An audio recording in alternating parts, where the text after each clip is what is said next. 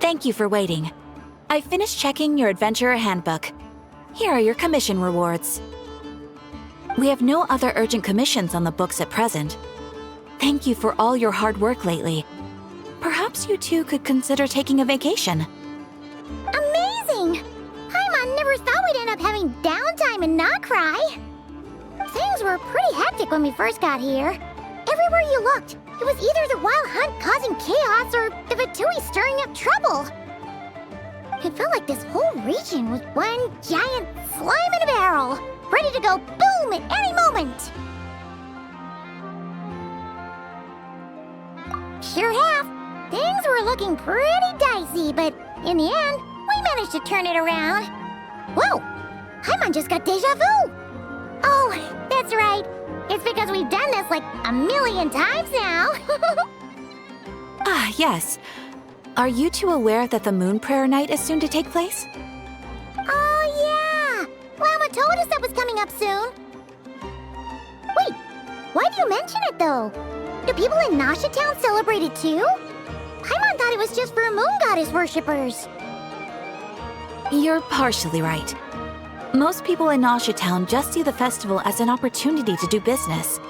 They do not concern themselves with the religious element.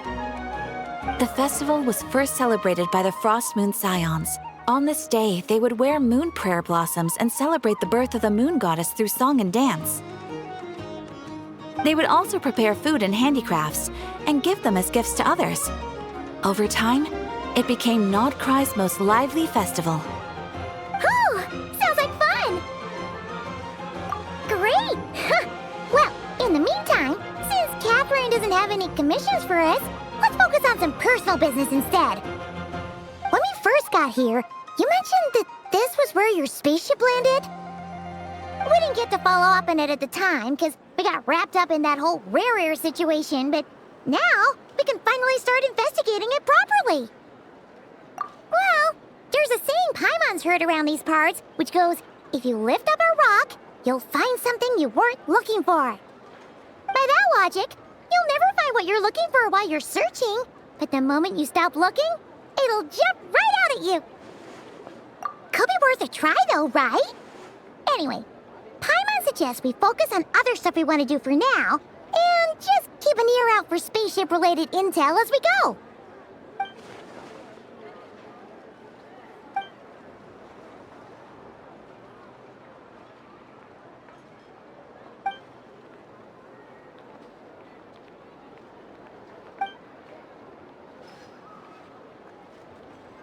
What's wrong? You look super serious all of a sudden. Huh? Paimon gets why you'd be concerned about Columbina, but what does the doctor have to do with anything? Oh, that's true. And now that you mention it, we're definitely overdue for a showdown with the Fatui. It is weird that he hasn't shown himself this whole time. What could he be up to? True. Paimon would much rather deal with Marionette anyway. She says the meanest things, but when it comes down to it, she doesn't seem like a bad person. Maybe it's the pressure of being a Fatuse? Especially as a Harbinger. Does she feel like she's gotta act tough to keep up appearances or something? But then, every time we headed out with Rarier, she always wound up having to repair Polonia and her other robots. That's gotta sting. Losing face always hurts more for people who care a lot about their image. She's probably still furious about it. What? Relax, she's not even here! Huh? What's the matter? Oh, nothing. Sorry, we'll be on our way now. Where are we again? Oh yeah, Columbina? Right, yeah, let's go see Columbina.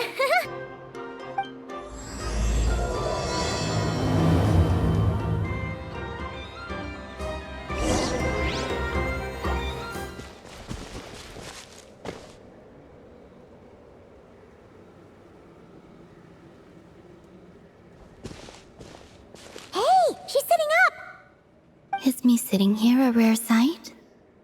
No, we just thought you'd be resting. Perhaps I would have been, were it not for the sudden arrival of some unexpected guests. Not that I consider it a disturbance. After all, you are the only ones who are free to enter. Would it not be a little unfriendly of me to lie down while we speak? I didn't realize you put so much thought into little things like that.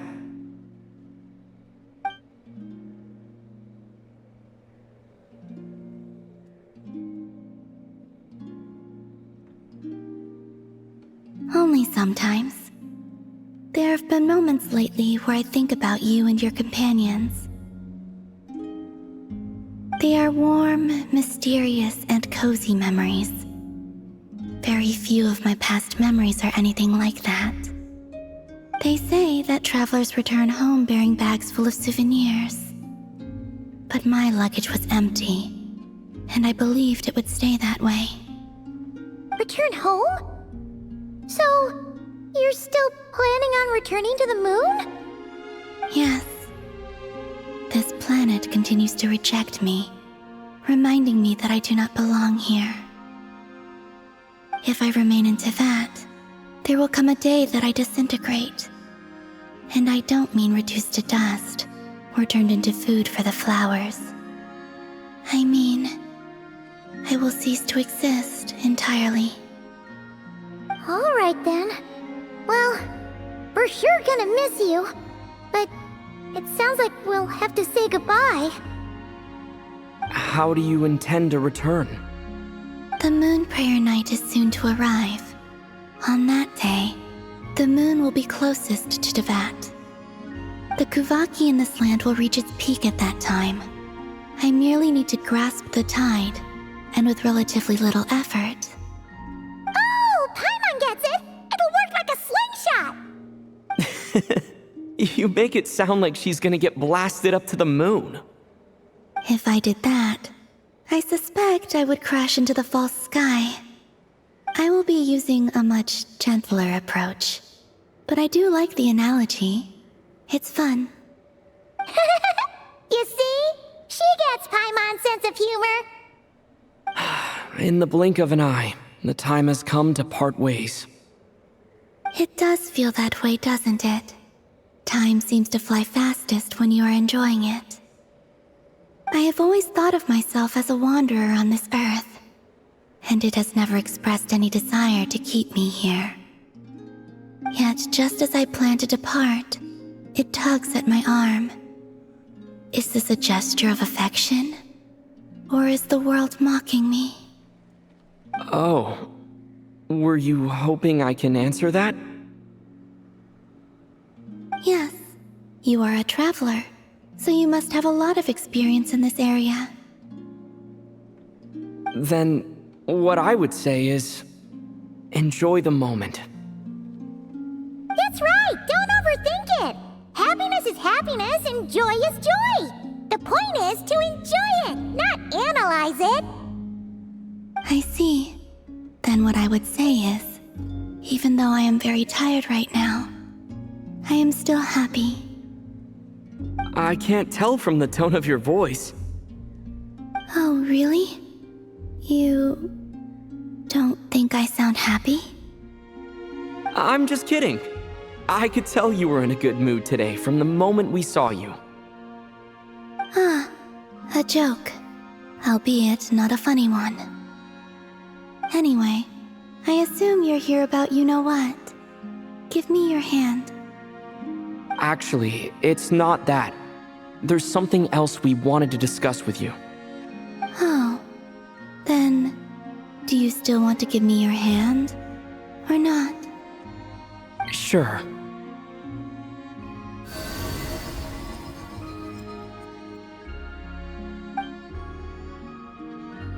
Thank you. So, I've heard that in the moon prayer nights of the past, people here would hold celebrations in the moon goddess's honor.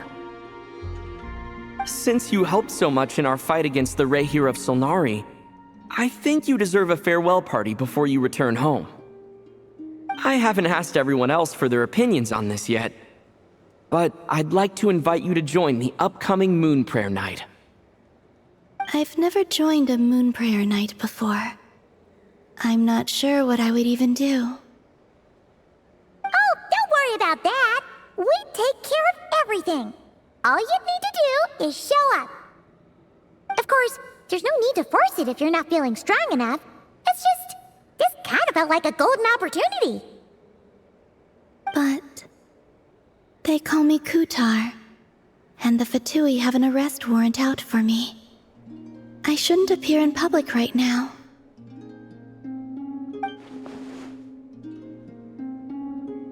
I'll make it work.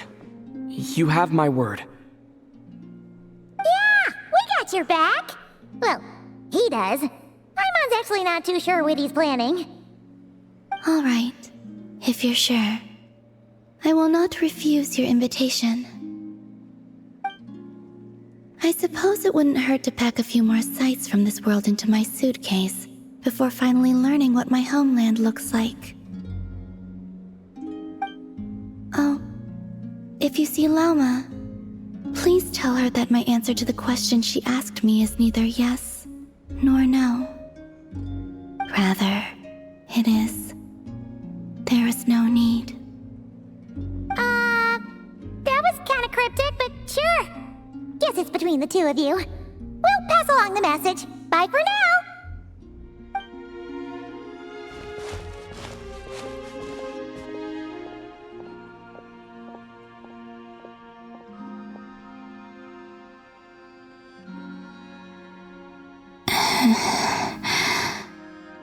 And also, I do not know.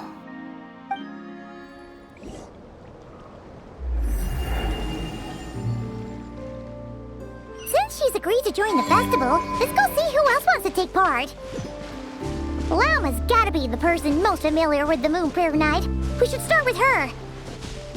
Also, what exactly is your plan to keep her safe? Not sure yet. I'll figure something out. What? Are you serious? And Paimon even gave you her vote of confidence back there. When did you become so sneaky? Hey, Lauma! It's us! Huh? Varka? What are you doing here? Beats me.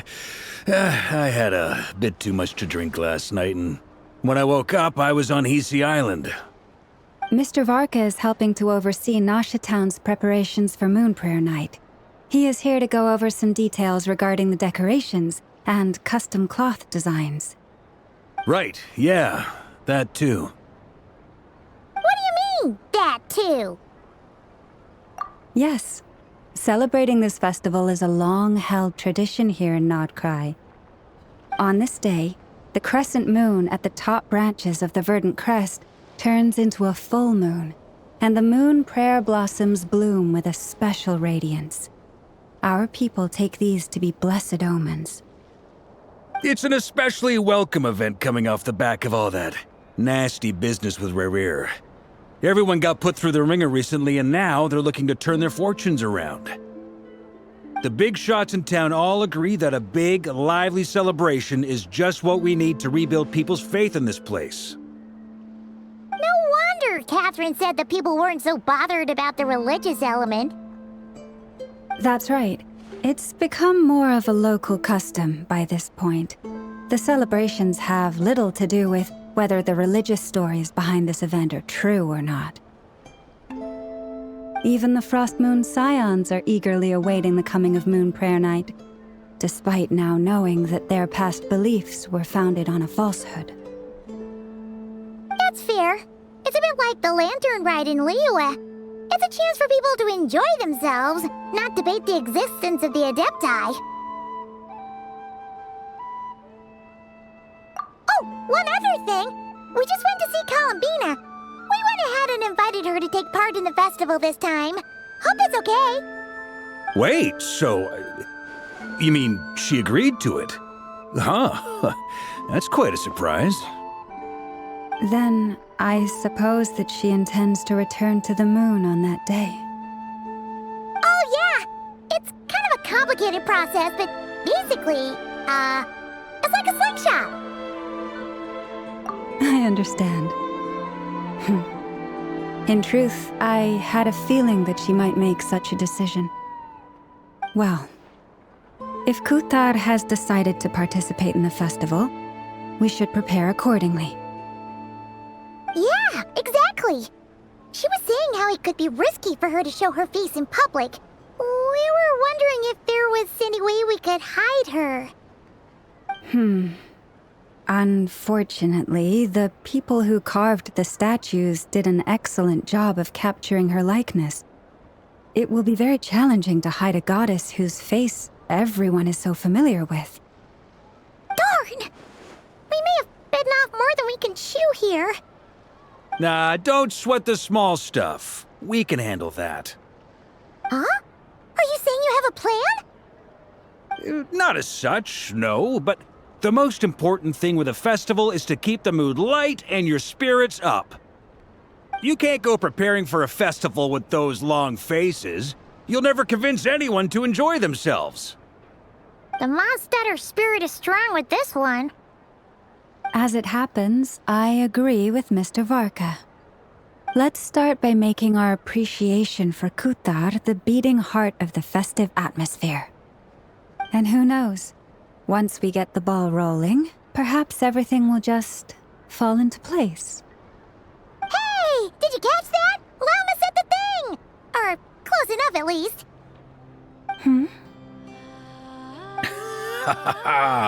I'm looking forward to the Moon Prayer Night already. We have a festival in Mondstadt called Windbloom, and you can always tell which couples are celebrating it for their first time by the smiles on their faces. Big, beaming smiles like their whole face is glowing. And I have a feeling we'll get to see that same smile on the Moon Goddess's face at this festival. Not quite the same, surely. Anyway, I'll take care of business in the city, but I'll have to leave the decor up to you and the Frostmoon Scions. No one else can capture that traditional aesthetic quite like you guys. But lastly, there's the final key element that brings the festival to life: companionship.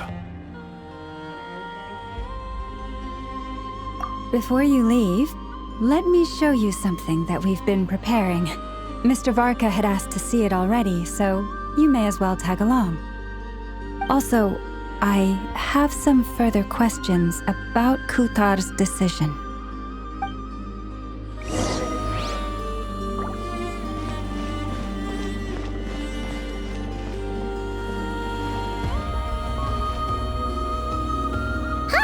What's this? They sure look like they're having fun. I believe so. Kuuvahki seem very skilled at playing drums like these, although I'm not sure where they learned it from. Maybe it's an innate talent? In their eyes, they're probably just playing with toys. Wanatar! You want to play too? Yeah. She looks more confused than anything. Maybe we can teach her next time if we get the chance.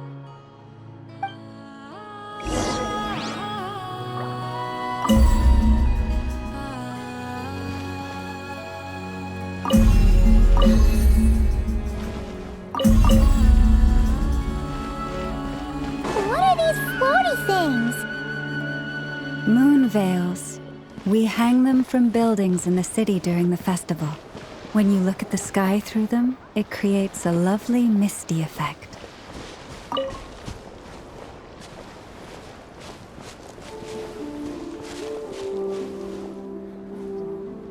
Everyone seems hard at work. They are preparing items for Moon Prayer Night. For instance, the sculpture being made over here, Mr. Varka and I were just finalizing the details of where it will be placed. Ah, there she is. I didn't know the finished article would be so large. Not to worry, though. All the necessary arrangements have been made. Just let me know once it's ready, and I'll get some people to ship it over. You have my thanks.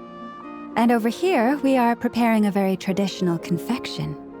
Oh, look at all these colors! It looks great! Can Paimon try one? Of course. I have a feeling you'll like it a lot. You bet! Sweets and treats are Paimon's favorite. If you included those in the Feast of the Moon, I bet Paimon would have joined the Frostmoon Scions by now. There will also be verdant crests like this present in Nasha Town during the festival. The timing of Moon Prayer Night is not completely set in advance. We make a rough estimate, then observe the changes in the verdant crests and moon prayer blossoms to guide us. As such, the wait itself is a fun feature of this particular festival.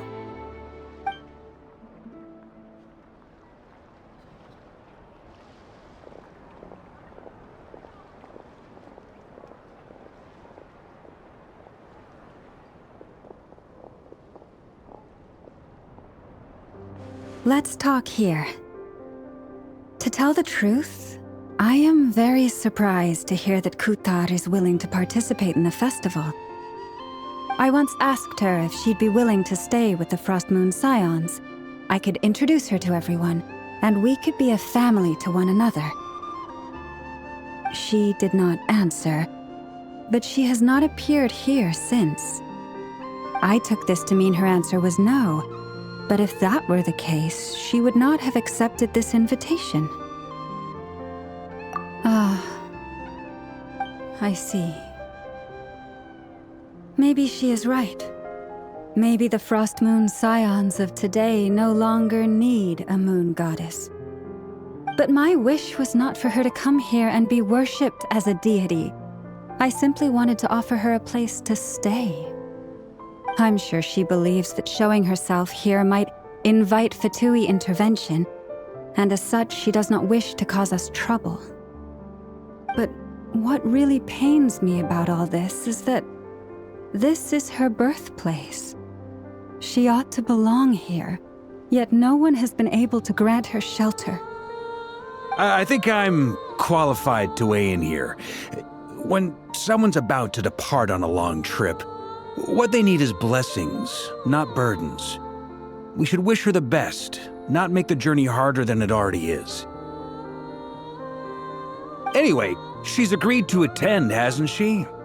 All we need to do is simply respect her decision. I see your point. Yes, she will soon depart after all. Our job is to leave her with some happy memories. Besides, who's to say her journey to the moon is a one-way trip? It's not like she can't come back and visit if she wants, right? Paimon agrees wholeheartedly. Festivals are all about having fun, so let's keep it simple. All right, I'm gonna head back to Nasha Town soon. Want to come with? I'm guessing you have some other folks to visit there. Sure thing, let's go! Bye for now, Lauma! Thank you all. Goodbye.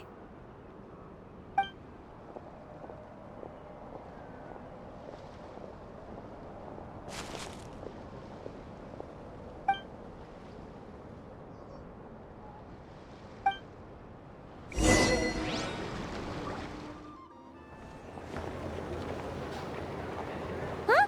Hey, over there! It's Durin and Albedo with Flins! What could they be chatting about? Your guess is as good as mine. Ah, Grand Master, and the Traveler and Paimon. Hello there. It's been a while. Perfect. We have some new volunteers for our investigation. Wait, let me guess. The righteous Lightkeepers are finally ready to hunt down the Abyssal dragon? Haha. Yes, that too. Yeah, right! Oh, wait! Why does everyone keep saying that too? Well, to be precise, the facts match, but not the causality. Wait, so I guessed right? Half right! Don't act so impressed with yourself. Maybe I can explain. We ran into Mr. Flint's north of Nasha Town. At that time, we just noticed a few abyssal creatures out in the wild, but the strange thing was, I didn't detect any traces of abyssal energy on them at all. On closer inspection, we realized that they were not real monsters, but something akin to reflections in the water, or perhaps a mirage. Huh? What do you mean? Like, you could see them but not touch them? Exactly. It was very peculiar. They roared and tried to attack us, but we could not make any physical contact with them. I think I've heard of things like that happening in Krai before, but I don't know much about it. Yes, it's a known phenomenon. Mirage-like illusions tend to appear in Krai in the run-up to Moonprayer Night. From a distance, they appear quite real. I myself thought that Misters Durin and Albedo were locked in battle with abyssal monsters when I first arrived. But after sharing intel and investigating a little further, we can confirm that these illusions are harmless. There is no great cause for concern.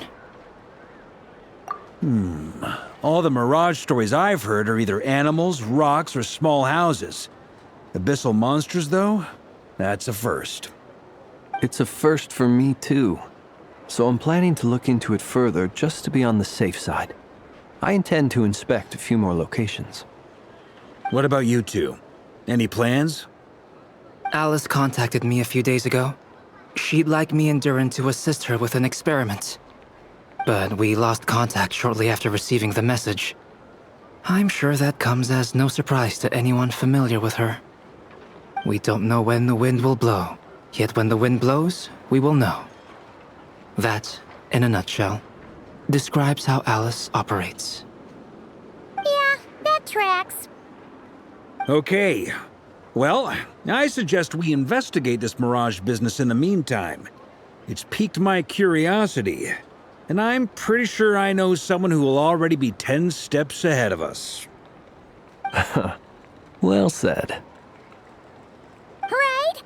Whatever's happening in Krai, she always seems to be the first one to know. Let's go see what she knows. We can invite her and her staff to the festival while we're at it.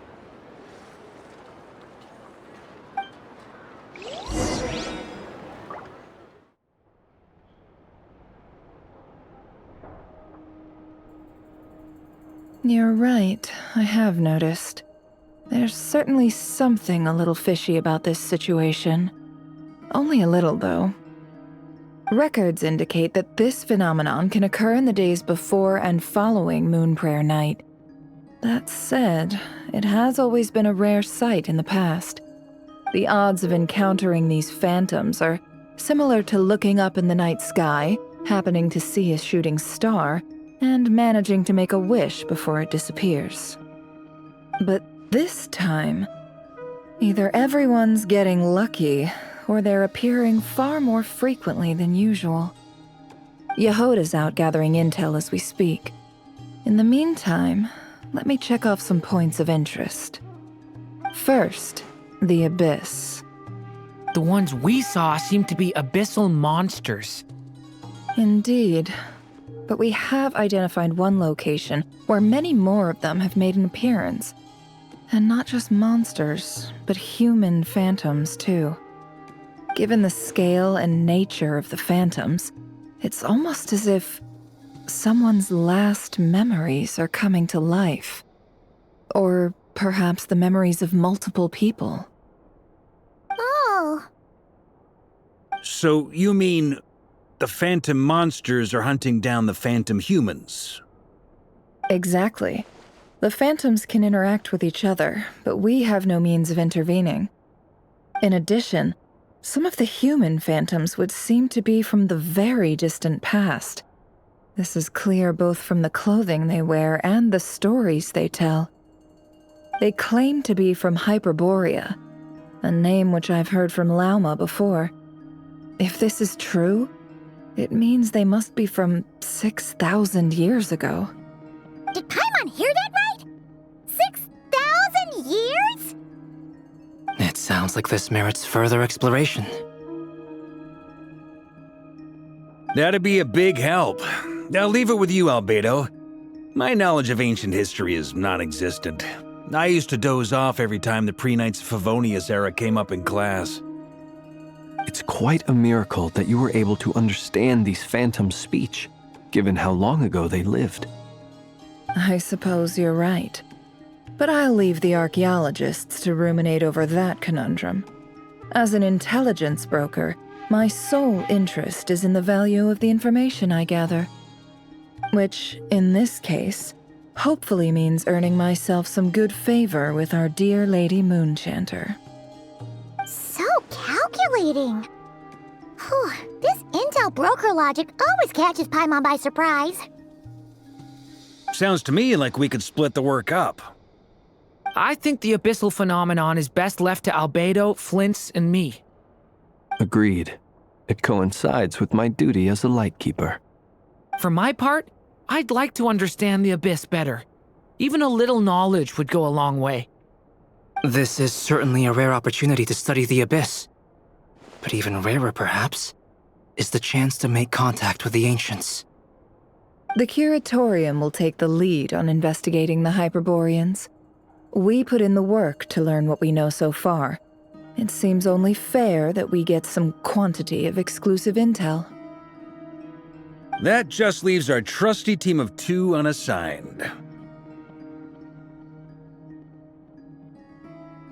Since you became an honorary knight, of course. This was part of my grand plan all along. Ha ha ha! Oh yeah, by the way, we managed to convince Columbina to come to the Moon Prayer Night celebrations. Would you and Yehoda like to join too? She agreed to that? Huh. Quite an achievement. Never underestimate the traveler, I guess. I'd be happy to join. No point shutting myself inside when the streets are all decked out. I doubt any clients will be visiting during the festival in any case. And Yehoda loves a party, so I'm sure she'll jump at the opportunity. No. No. No. No. No. No. No. No. No. No. Way to contradict me in front of... Wait. No, that's not what I have bad news, boss. So many people. All right, everyone inside, quick!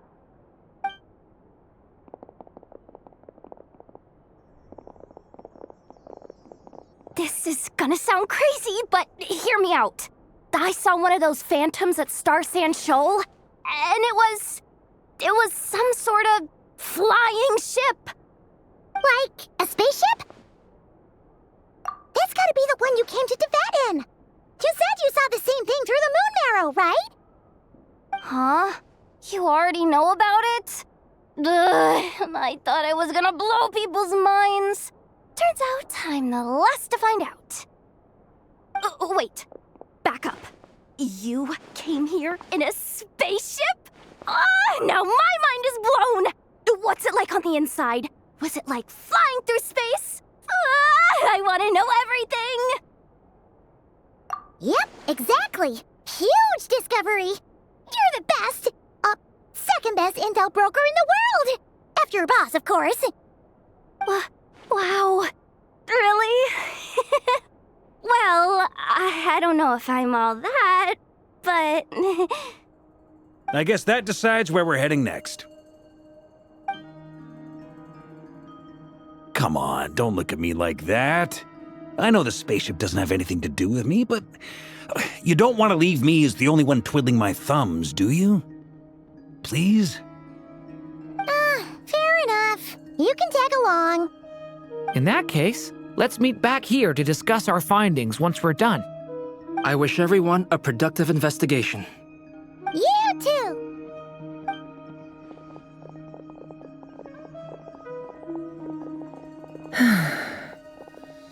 What's up, boss? Aren't we gonna head out?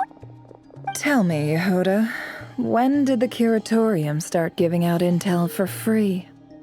Oh, sorry, boss.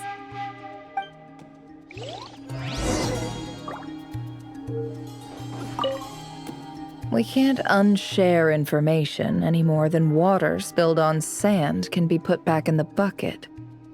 I'll just have to balance the books some other way. Please, boss. There's gotta be another way. Who knows? Depending on what they find, maybe this will work in our favor. Please don't find me Please!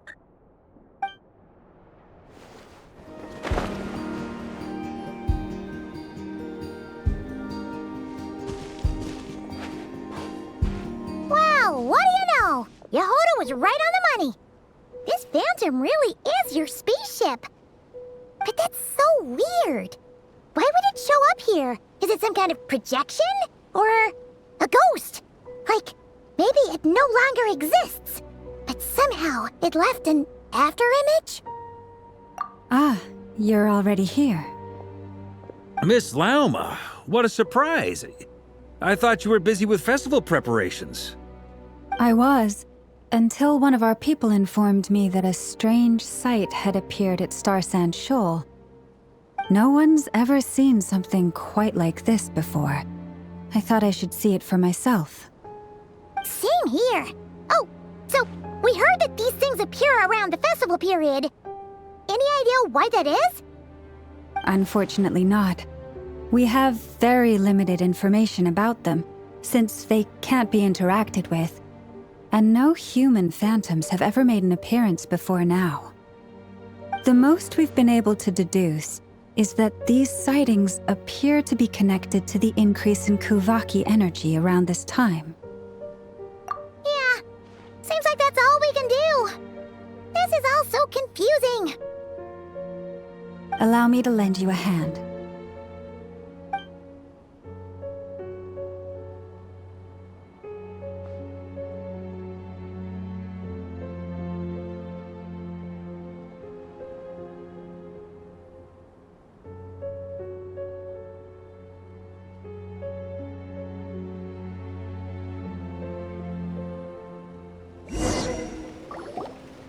Everyone, our friend here should be able to provide us with some information. Is that a phantom rhymehorn deer?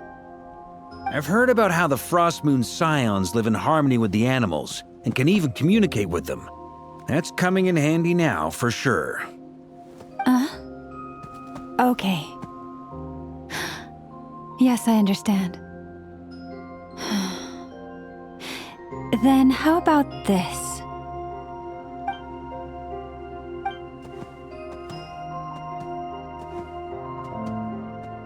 Oh, it's leaving. It appears to share our curiosity about this giant spaceship, so I asked it if it wouldn't mind investigating along with some friends.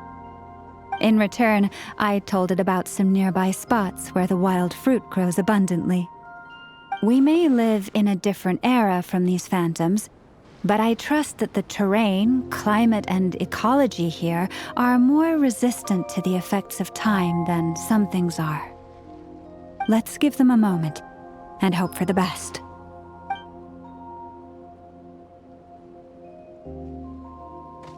All back together? Must have been a lot of fruit. Indeed. Now let me ask them some questions.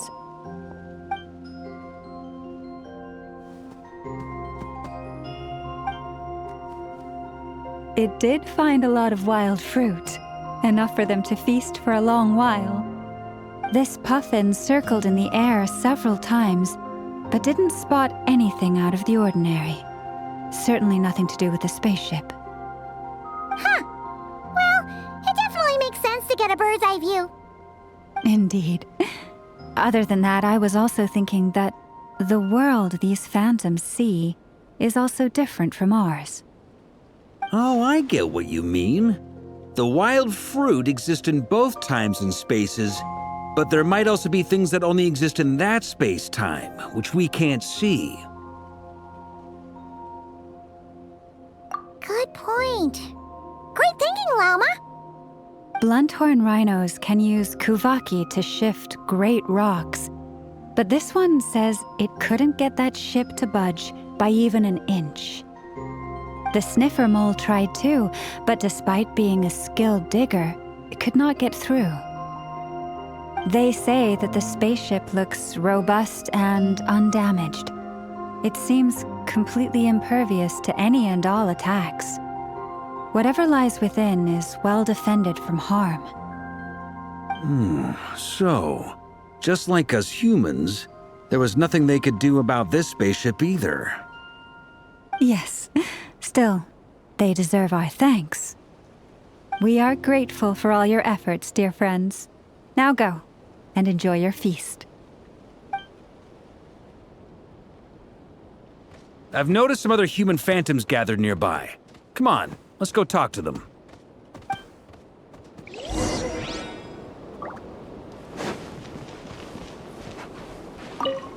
Those illusions and those people. Nah, all part of the festive atmosphere. Those illusions and those people. It's all a little creepy, don't you think? Nah, all part of the festive atmosphere.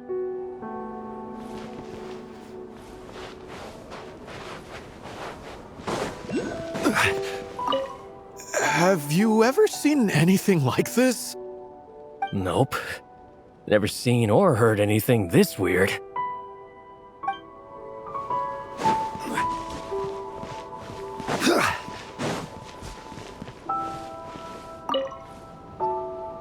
What is this thing? I've never seen it move, and there's no way to get inside. Goodness knows. My grandpa says it's been sitting here at least since his grandpa was still alive. What about his grandpa? Did he say anything to your grandpa's grandpa about it? Huh? I don't know. In all likelihood, it was here back then too. Hard to imagine something this huge could move. Guess that means that as far as they're concerned, this ship's been around a long time.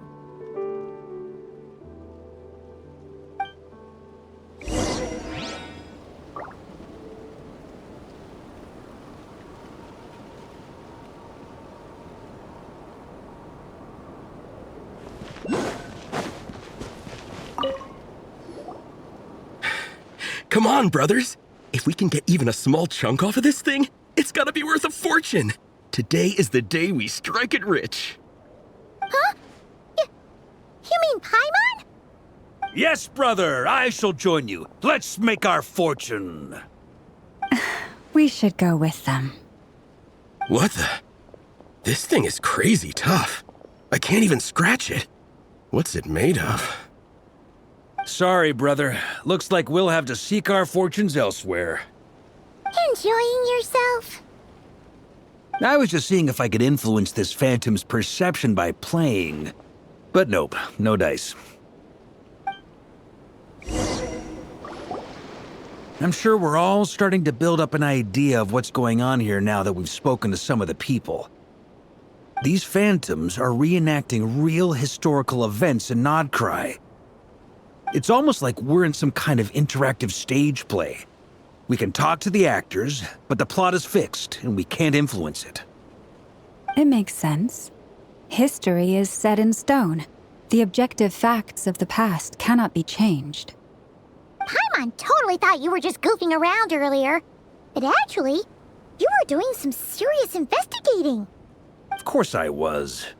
Anyway, at this point, I think we're forced to conclude that although the Phantom spaceship is right there in front of us, we aren't going to learn much about it from these people.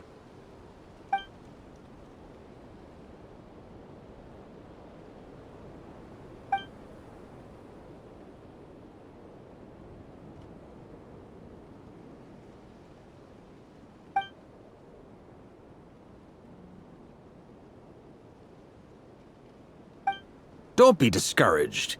If nothing else, this is proof of the ship's existence. And think about it.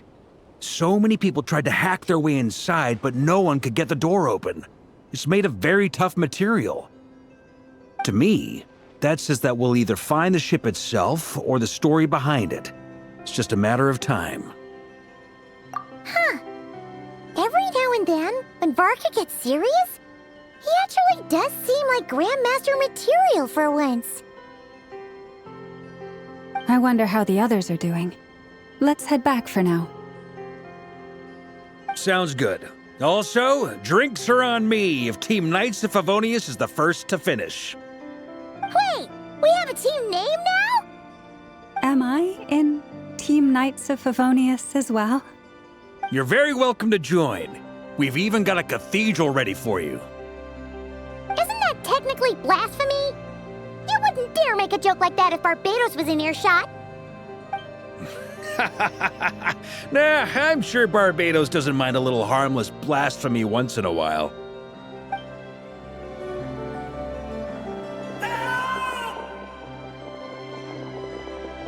Oh, no! Get away! Oh.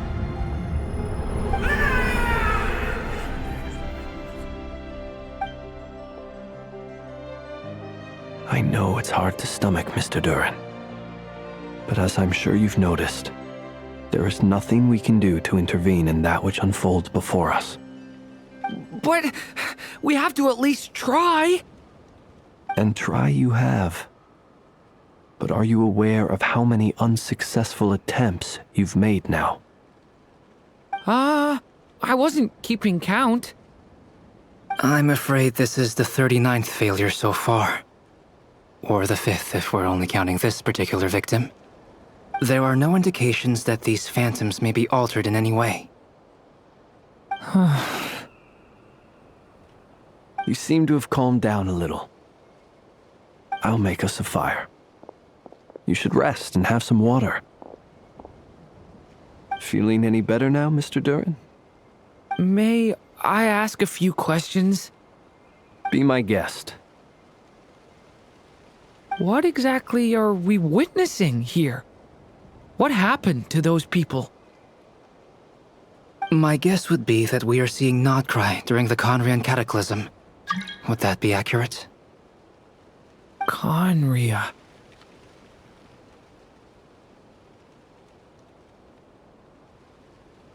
That is correct. As you know, once the Abyss senses even the tiniest crack, it floods in and spreads like wildfire. There was a time in the distant past when it permeated all of Nocturne, causing immeasurable harm. The people paid a terrible price to heal this land. Then, 500 years ago, the whole of Teyvat suffered an abyssal disaster. Once more, Nocturne was dealt a devastating blow. I see. In the face of the abyssal onslaught, all were like grains of sand tossed around by a tidal wave, be they human, fae, or god. The moment you witnessed is but one drop in a whole ocean of catastrophe. All right. I guess that answers my second question, too. I wanted to know why there's nothing I could do to help them, and that's because what we are seeing is history. That would be my guess as well. As I understand it, history and fate are not all that dissimilar. The latter may be unseen to us, but both are immutable. Yes. Fate was determined long, long ago. I still have a couple of other questions for you, Mr. Flins. You mentioned more than one abyssal disaster that has struck this land in the past. How can you be sure that what we're seeing is from the Conrian incident? And also, how are you able to stay so calm when you're talking about these events? From everything I know about you, you're not cold or ruthless, and you're not indifferent to the suffering of others. Alas, I am forced to show my age. I must be 600 or 700 years old by human measure. Wait, so you... One is not easily moved by history when one has witnessed the truth firsthand. I'm sorry. You needn't apologize. Your passion is a good thing to have. Treasure it, because someday you may find it in terribly short supply. Now, at the risk of offending you, I have a question in return. Your curiosity toward the Abyss, is it born from hatred or because you sense its call? I only ask because I kept a fragment of Rerir's body in my lantern for a short time. Specifically, his heart. So I know what a burden it can be to carry the Abyss with you. And I hear its power growling from somewhere within you. In my eyes, your mere existence is a miracle. My honest answer is... I don't know. I don't think I have the confidence to say for certain. What I will say is the Abyss is not the only issue that haunts me. Even before I became who I am today, the question dogged me constantly. Should I even exist at all? My doubts remain unresolved. But when we fought Rerir, something became a little clearer to me. Sometimes it is the darkness within us that allows us to achieve the impossible. I certainly got the sense from your 39 attempts that you were trying to achieve the impossible. It sounds like you've resolved to see the truth for yourself. Absolutely. In that sense, he and I are quite similar. Then I wish you every success. I look forward to the day of your transcension. Well, if everyone's caught their breath, I suppose we should head back. Oh, and one last thing. I'd appreciate if you kept our discussion about history a secret. Incredibly, our separate investigations led us all to the same conclusion. Hooray for consensus! Yeah, but we barely learned anything, though. I totally thought this would be the mother lode. Talking with the ancients? I mean, come on! But nope. All we got was useless snippets of conversation. And all this stuff about moons and hyperopia. What a load of baloney. Seems like people back then had a few screws loose. I understand your frustration. We found the same issue. Each phantom only showed a very brief moment in time. There isn't much value to be found in these miscellaneous fragments of a civilization's history, no matter how glorious it may have been. If there's a silver lining, it's that these phantoms are harmless to the present reality. They shouldn't get in the way of the festivities. Paimon agrees. And not just because it's the first thing she understood in this whole conversation. You look disappointed, Nefer. Is something the matter? What do you think? We all worked our tails off, but the only one to gain anything from it was you, Lady Moonjanter. Well, please do share the Hyperborean records with me. I will gladly inscribe them in our people's documents. Oh, duh! Yeah! That was it! Hyperborea! Hyperborea. I'm serious. Only an expert in the Frostmoon Scions and their history can turn these records into valuable research material. The alternative is to let them gather dust on the Curatorium storage shelves until the pages turn yellow. Nefer, you're wise enough to know that cooperating and sharing the profits is the best course of action here. Well, that goes without saying. Sure, let's do that. Huh? But didn't you say we aren't supposed to give out intel for free? Sorry. Shutting up. Now is not a good time to push Nefer's buttons. Anyway, back to Moon Prayer Night. I'm thinking that we should prepare something a little special, aside from the usual decorations and so on. You mean a parting gift? Can't go wrong with food. Although, does food go bad on the moon?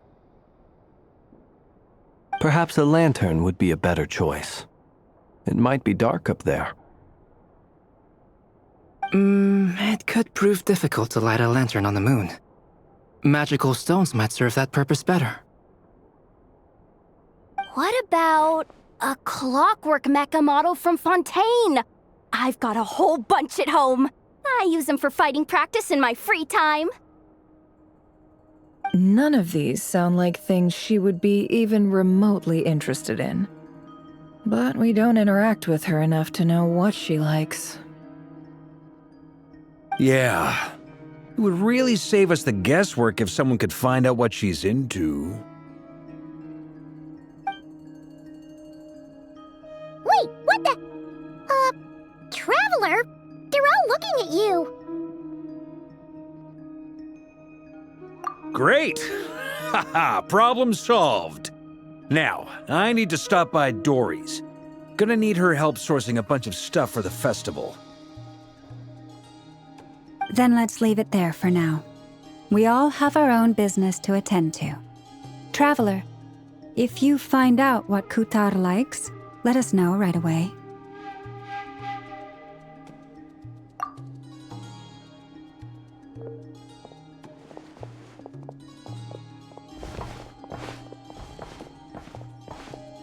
Is something the matter?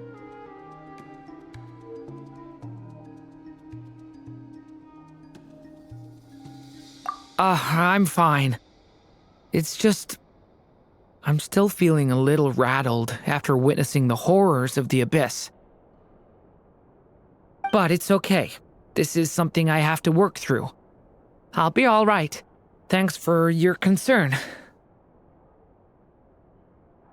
Well, don't put too much pressure on yourself.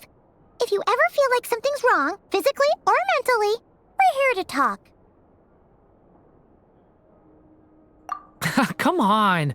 Stop treating me like a kid.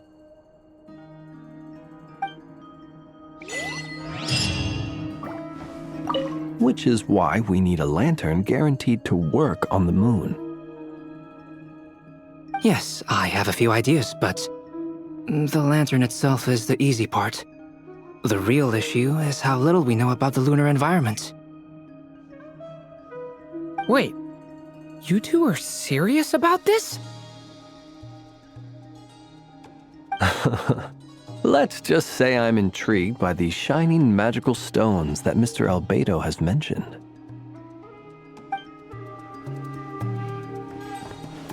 Could you do me a solid and try to smooth things over with Boss Neff?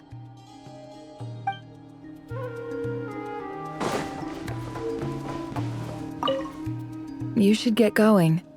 It's important that we ascertain what Kutar likes.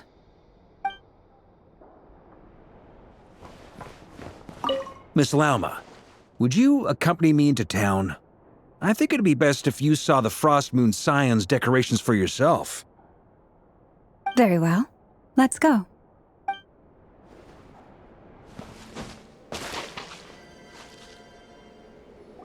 Columbina, we're back! Huh? She's not here. Weren't there a few Kuuvahki here last time too? Where did they all go? Walkies? For Kuuvahki? You're not pets, you know. Oh, well. Looks like we just came at a bad time. Let's try again tomorrow. There's still a few days until Moon Prayer Night, so we're in no rush. Besides, she needs time to rest anyway.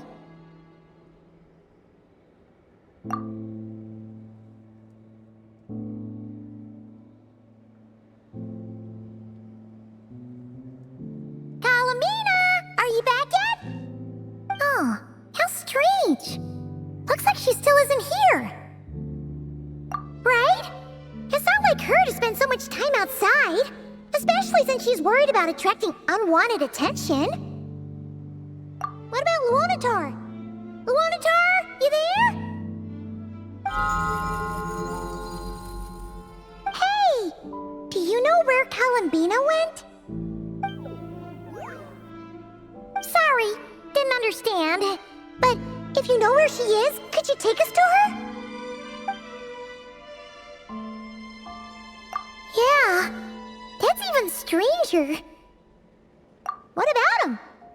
Oh, that's not good news. They change color when Columbina gets weaker, right? And they look super pale right now. Good idea. She might know what's happening.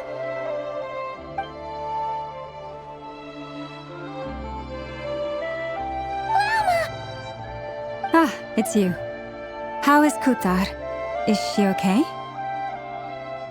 No, she hasn't. I came here to check on her after I noticed the flowers had changed color. Based on past precedent, she must be very weak right now. Even getting up to walk would be a struggle.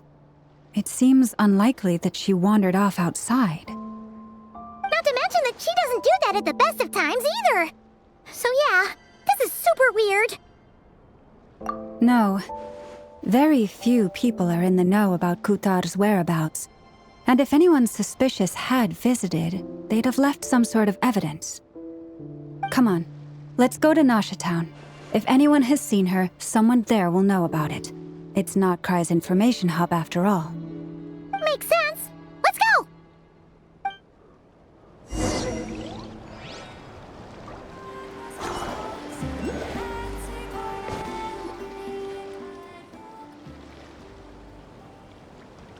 Wait a moment.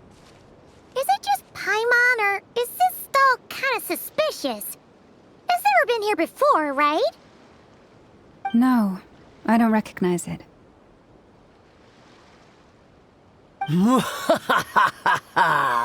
Alas, your free and easy adventure time is over. Now, prepare to face the final boss of Nod Krai. Whoa! Where'd that voice come from? Not sure, but it's definitely hostile. No, not that way. The final boss is right here. The sniffer mole? That's the final boss? Surely not. Also... Okay, the jig is up. I'll stop teasing you. Turn around. I'm right behind you. It seems I've managed to leave quite an indelible impression, even though you've never seen my face. Oh, nothing could make a great mage more pleased with herself.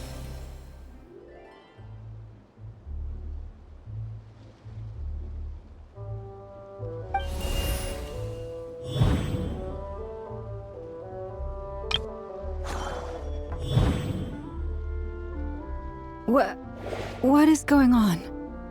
I've heard that all the big shots in Teyvat have long, wordy titles that stun people speechless when they make their entrance. Unfortunately, none of them are affiliated with the Hexen Circle, and we ourselves keep a very low profile.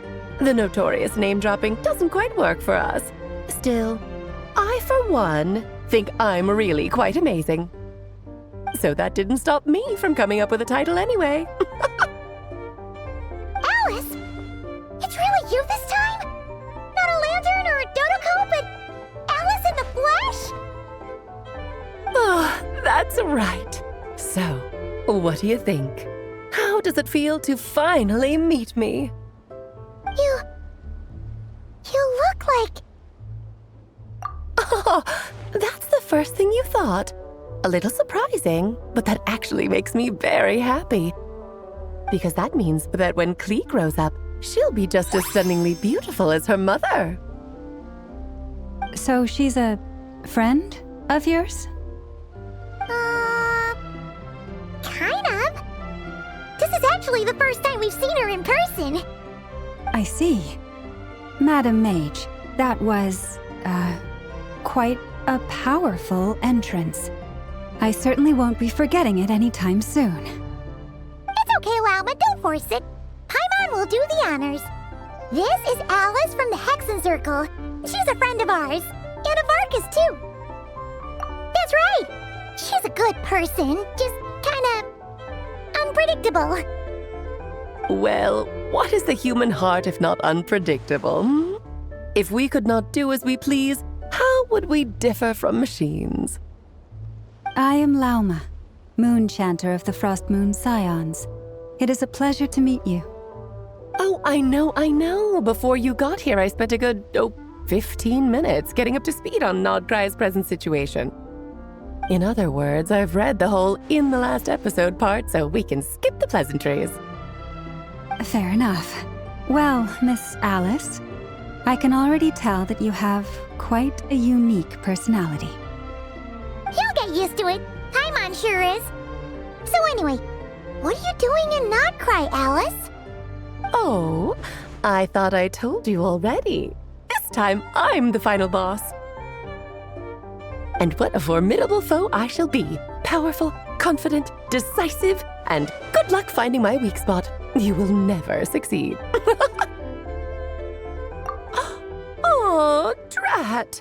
My one weakness, and you found it in an instant. Fate has been dealt a devastating blow. Thus falls the great Dodo King. Why are you playing along with this nonsense? For funsies, of course. What's wrong, Paimon? Are you disappointed in me? Am I a gigantic letdown? No, it's just... you seem like a busy lady. And this is the one time you've shown up in person. Paimon figured it would be for something more high stakes than just goofing around. You're quite right. I'm here in Krai because something big happened. Something big enough it caught the attention of the Hexen Circle.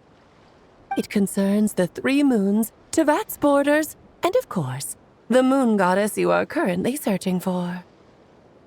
Kind of. Why don't we discuss this over a pot of tea? My main reason for coming on this trip to Tevat was, of course, to have some fun. But I do technically have a job to do as well, namely, maintaining the stability of Tevat's borders. I'll skip over the complicated parts, but to sum it up, abyssal energies are all that lie beyond Tevat's border. We'd find ourselves in a real pickle if they ever made it through. And the phantoms you've been seeing are a sign that the border has been disturbed. No wonder they tend to show up around Moon Prayer Night. Is it because the real moon is now so close to us that its power can cross the border? In part, but only a negligible amount passes through. Just enough to influence the verdant crests and so on.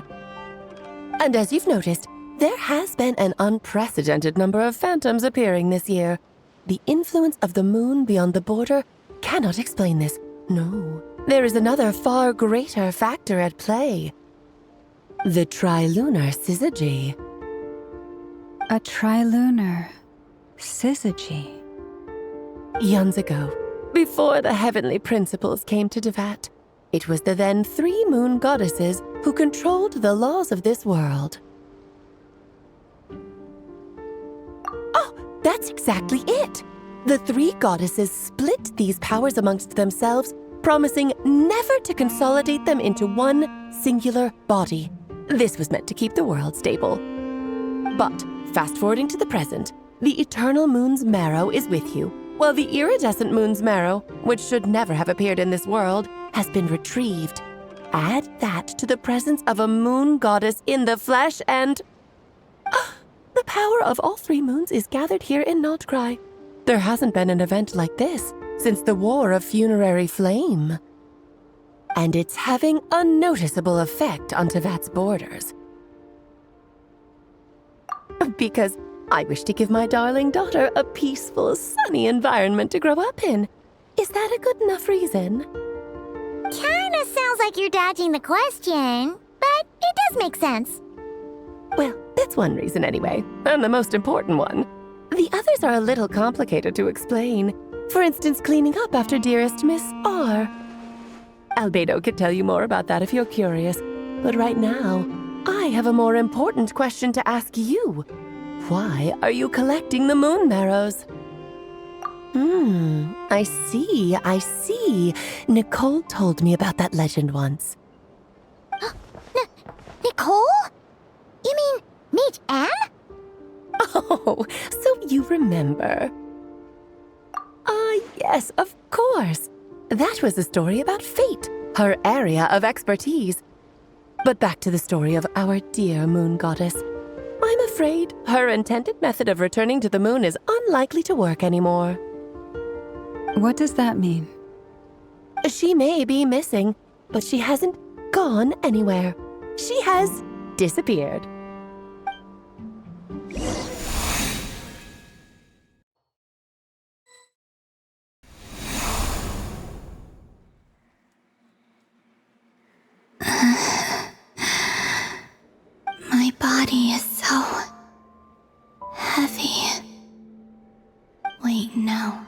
It's my mind that's heavy.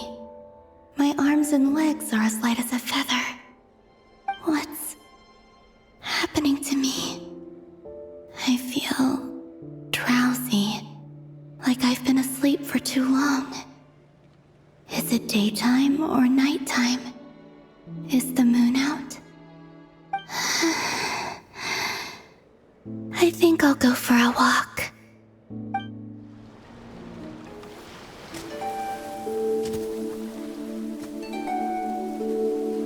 Are you out for a walk too?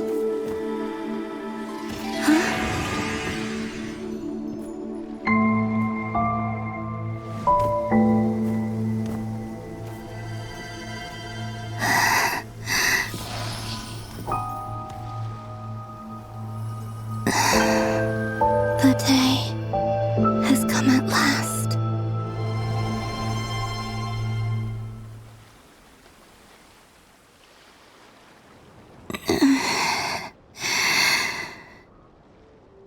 Have I grown so weak that I can't even sustain my physical form?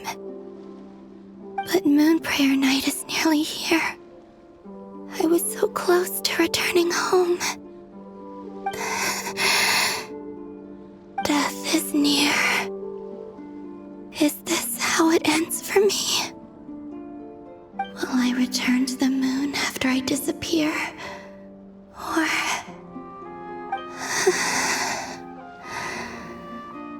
I don't want it to end like this. So far, at least, I still exist. Even if not physically, I can still feel. But as my power wanes, I'm sure that too will fade. I suppose I might take one final look at this world. The world where I was born.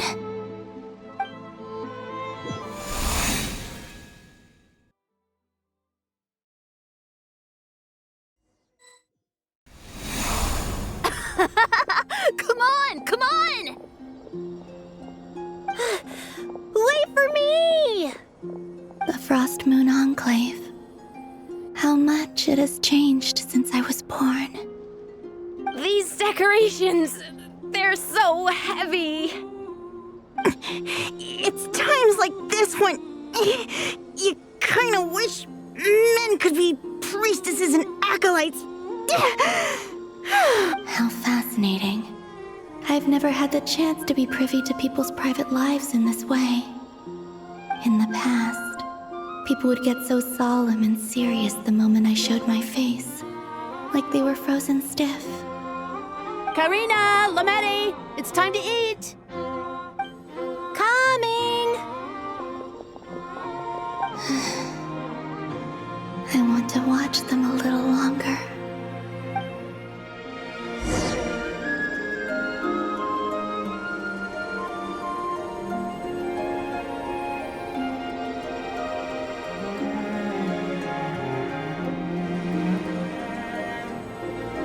So just fill these balloons with air, right? Yep. Try a couple now to test things out. The rest can wait till Moon Prayer Night. Think fast. Rita! Teasing an acolyte of the Frostmoon Scions? Surely that's a punishable offense. Take this! Huh? All right, enough horsing around. Lady Lauma gave us a task. We should get back to it. The task is just to check that the balloons don't leak, right? Doesn't matter if we fill them with air or water. Yeah. Okay, you got me there. And you got me there. But still, we can't use all the balloons before the festival even starts. We won't use all of them. And as long as Lady Lauma's trusted acolyte doesn't snitch, this can stay as a little secret between friends. A couple more can't do any harm, right? Oh, you menace. Then, think fast!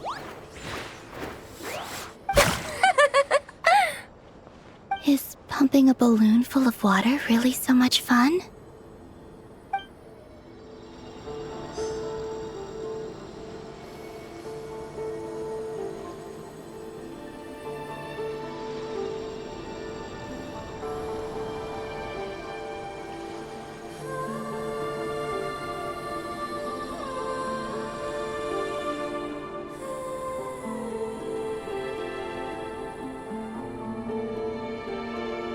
I'm sure you're both tired from playing all day. Come on, eat up. A plain, humble meal. That has always been the way of the Frostmoon Scions. Huh? How come Lamatti got a midsummer berry dessert? I always get Lockaberry. I don't mind sharing. You can have a bite of mine if I get to have a bite of yours. They're sharing food? I've never shared food with anyone before. Even at the Harbinger tea parties, everyone just ate off their own plate. And when I couldn't finish my food offerings from the Frostmoon Scions, they'd leave the leftovers out under the moonlight for the animals to claim. Hey! That was 2 bites! Oh, then you can have another bite of mine. Oh, you too. Oh, don't fret now. Here, have some of Granny's too. So this is what it means to be family.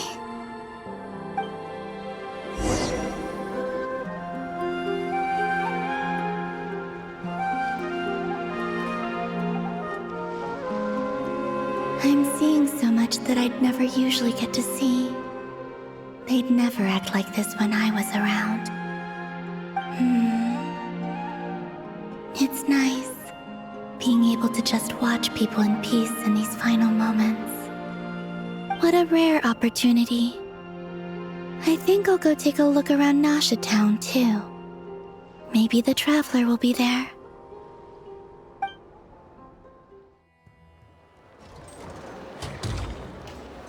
After the War of Funerary Flame, the Moon Goddesses were no longer recognized by Teyvat.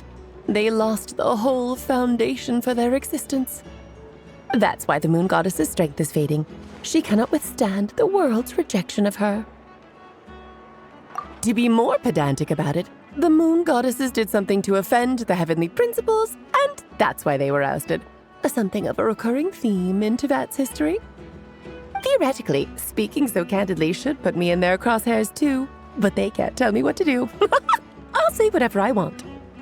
Anywho, the Moon Marrow energies were but a drop in the bucket for her, and that battle against the Ray Hair of Solnari only weakened her further. Fortunately, it happened close enough to Moon Prayer Night when the Kuuvahki concentration here is high. That's the only reason she managed to survive this long. What do you mean, fortunately? You said she disappeared. We're too late. Oh, what a headache. I thought this was all common knowledge. I guess I have some more explaining to do. Okay, buckle up. It's time for another lecture.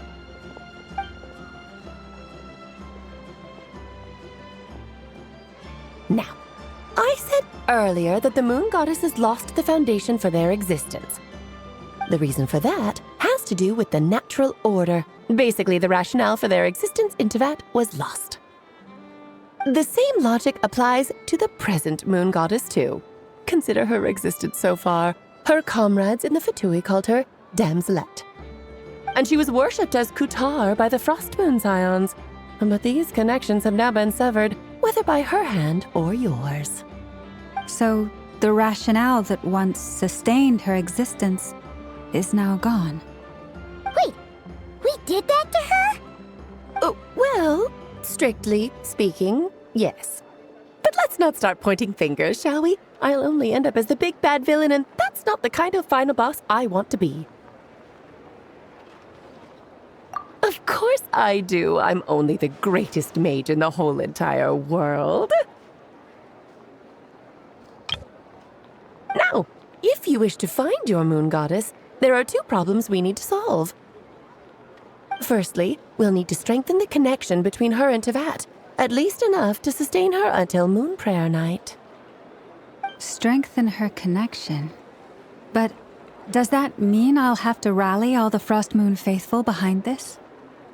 I'm afraid a bygone faith and a former home won't be of any help to her now. Do you know her name? Her name? Oh, yes. Names are very important things. A name is a fundamental concept that anchors one's entire existence. Then your first job is to find it. As a moon goddess, I'm sure she must have a name she identifies with. Neither Columbina nor Kutar is her true name, and she's never really accepted either of them. So, finding out her real name is enough to sustain her existence? Yes, I know it sounds like a small step, but every journey begins that way. So for now, that's all we need to focus on. The second problem is with her plan to use the moon marrows to return to the moon. Unfortunately, piercing through the false sky will take an enormous amount of power. Given her current condition, she won't be able to provide anywhere near enough power, even if she recovers her physical form. But no need to fret. Nicole's the expert in this field, and I'm sure she'll figure something out. Wait, Mage N is going to help us out too?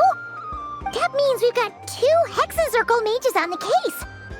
This is turning into a pretty big deal. Actually, this is more of a side quest for me. Like you said, I'm a busy lady, so I can't stay for too long. I'll have to return to Tevet's border soon. That's the upside you get for looking out for my little Klee. Hopefully that will incentivize you to carry on keeping her company in the future. Anyway, jokes aside, you'd better get moving. It will take quite a miracle for the moon goddess's consciousness to hold out till moon prayer night. Oh, I suppose I might as well tell you where Nicole is before I leave. Off you go now. Time to meet your new friend. Oh, yes, and a little suggestion. Don't forget to mind your heads. What? I wonder how Durin's doing. I should really go see him before I head back. You really are super busy. I most certainly am.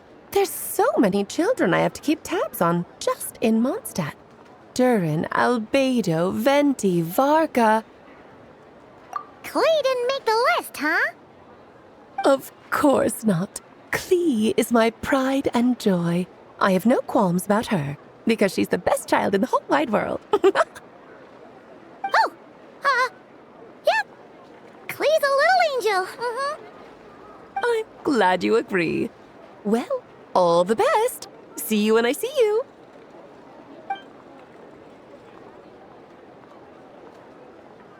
She left in a hurry. Yeah, she didn't pack up her stall.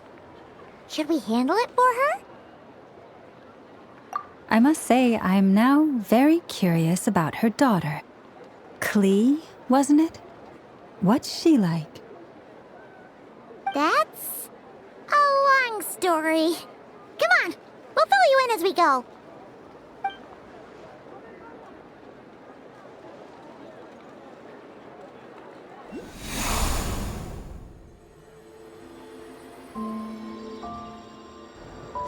What a lively place. I've never experienced Nasha Town like this before. Hey, you old geezer! Your hammer's rusted through! Who are you calling old geezer? Are they quarreling? I'm looking right at him! You've really gone downhill since giving your daughter free rein in the workshop. Can you even swing a hammer anymore? It shouldn't take you days just to fix a single chair! You might as well use that hammer to massage my back for all the good it's doing. Don't run your mouth, or you'll get a back massage that'll put you in bed for the rest of your life. Look, the materials haven't arrived yet, all right? You know how busy it gets in the days before moon prayer night. I'll bet you send all the materials to your little princess. Blood's always thicker than water, huh? All right, you've made your point, Uncle Koski. As soon as the materials arrive, fixing your chair will be the #1 priority. And Dad, if you've got time to chat, why don't you lend me a hand, See? Lolka knows what the score is. I guess they're friends. But the way they spoke to each other was so ugly. Then again, it wouldn't be the first time I've seen something like this. Columbina! Sing outside my door in the middle of the night one more time, and I'll unscrew your vocal cords. You hear me? Oh, Zandrone. So that was her way of trying to be friends with me. What a pity. I won't get the chance to say any ugly things in reply.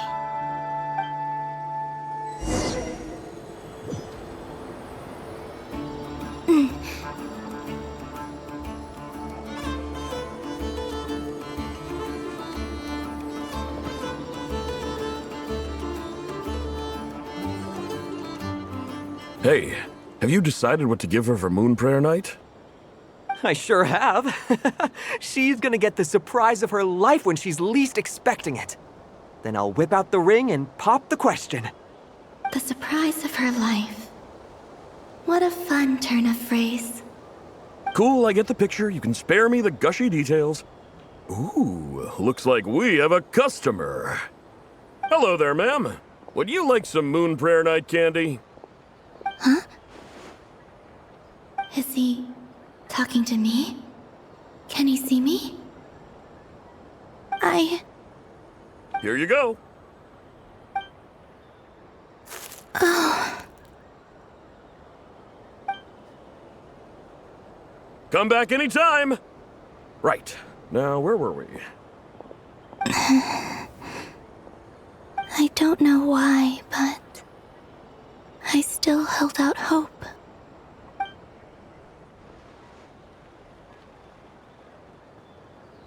The most important thing right now is to find that mage.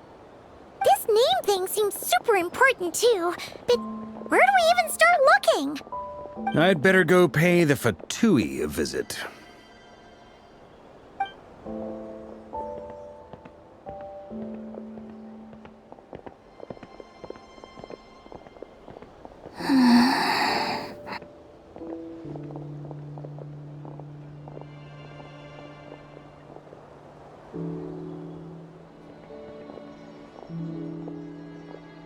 Columbina?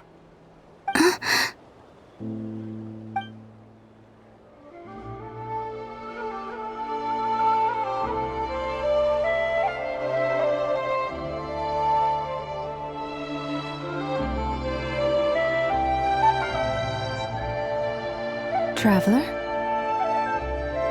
Let's go! This is no time to be spacing out!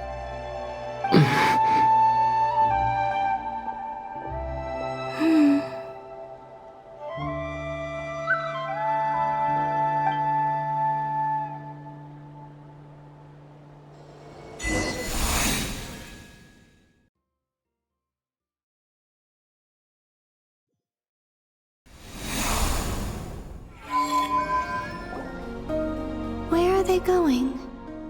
They mentioned a mage and a name? So, Mr. Varka, are you acquainted with this Nicole? Or should I call her Mage N? Not really. We've never met, though she has come up in conversation.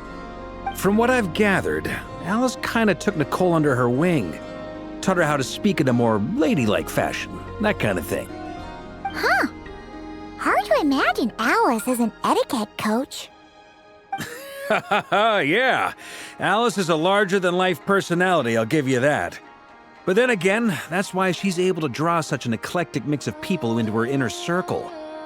If I remember correctly, being an interesting person is actually one of her main entry requirements. So, if you ever wanted to join the Hexencircle, I'm sure you'd both be eligible to apply. Hey! Don't go around making promises on Alice's behalf! I wouldn't dare. I'm just trying to paint a picture of the Hexencircle for you. Okay, sure. Anyway, since none of us have have ever met Nicole, how are we supposed to find her? We can't just go up to every woman in sight and ask, "Hey, are you Nicole?" Maybe something she's wearing will give it away? Like a wind bloom pinned to her chest or something. Wait a minute. Alice never said Nicole was from Mondstadt. Oh, true.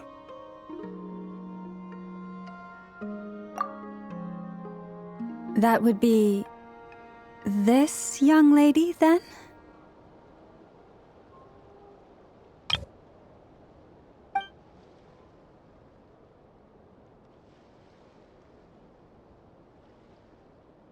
Hey there!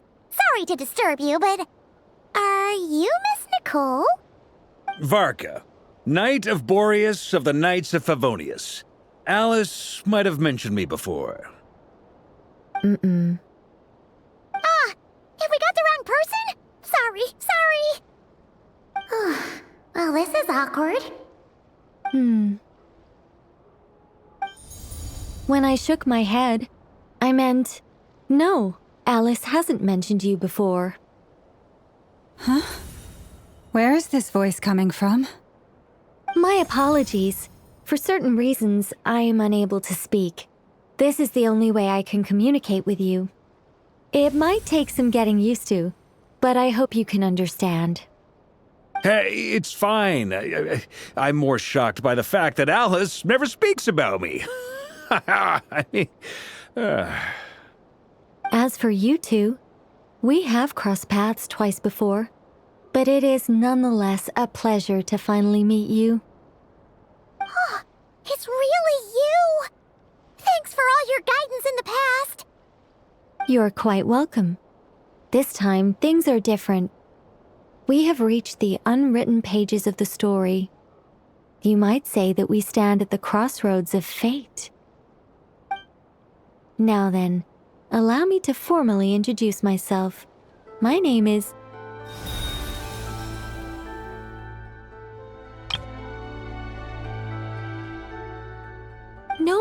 No, stop! Alice! I can't believe it! I had a whole speech prepared. I'd agonized over every single word. She always picks the worst moments to ruin other people's plans. I'm so sorry about that. Alice took the liberty of devising some bespoke self-introduction magic for each member of the Hexen Circle. But I could have sworn I deleted all of the triggering conditions for it. How did it bypass everything? Oh gosh, this is so embarrassing. This is a very different side of Nicole than what we're used to. Is she not used to face-to-face interactions? Don't worry about it. We've seen that introduction magic once already, so it wasn't too much of a shock. Please go on, Miss Nicole. We'd love to hear what you have to say, or, well, communicate. Huh? Are they talking to this lady? But... Will you all promise to forget that horrendously embarrassing introduction? Sorry? Embarrassing? When?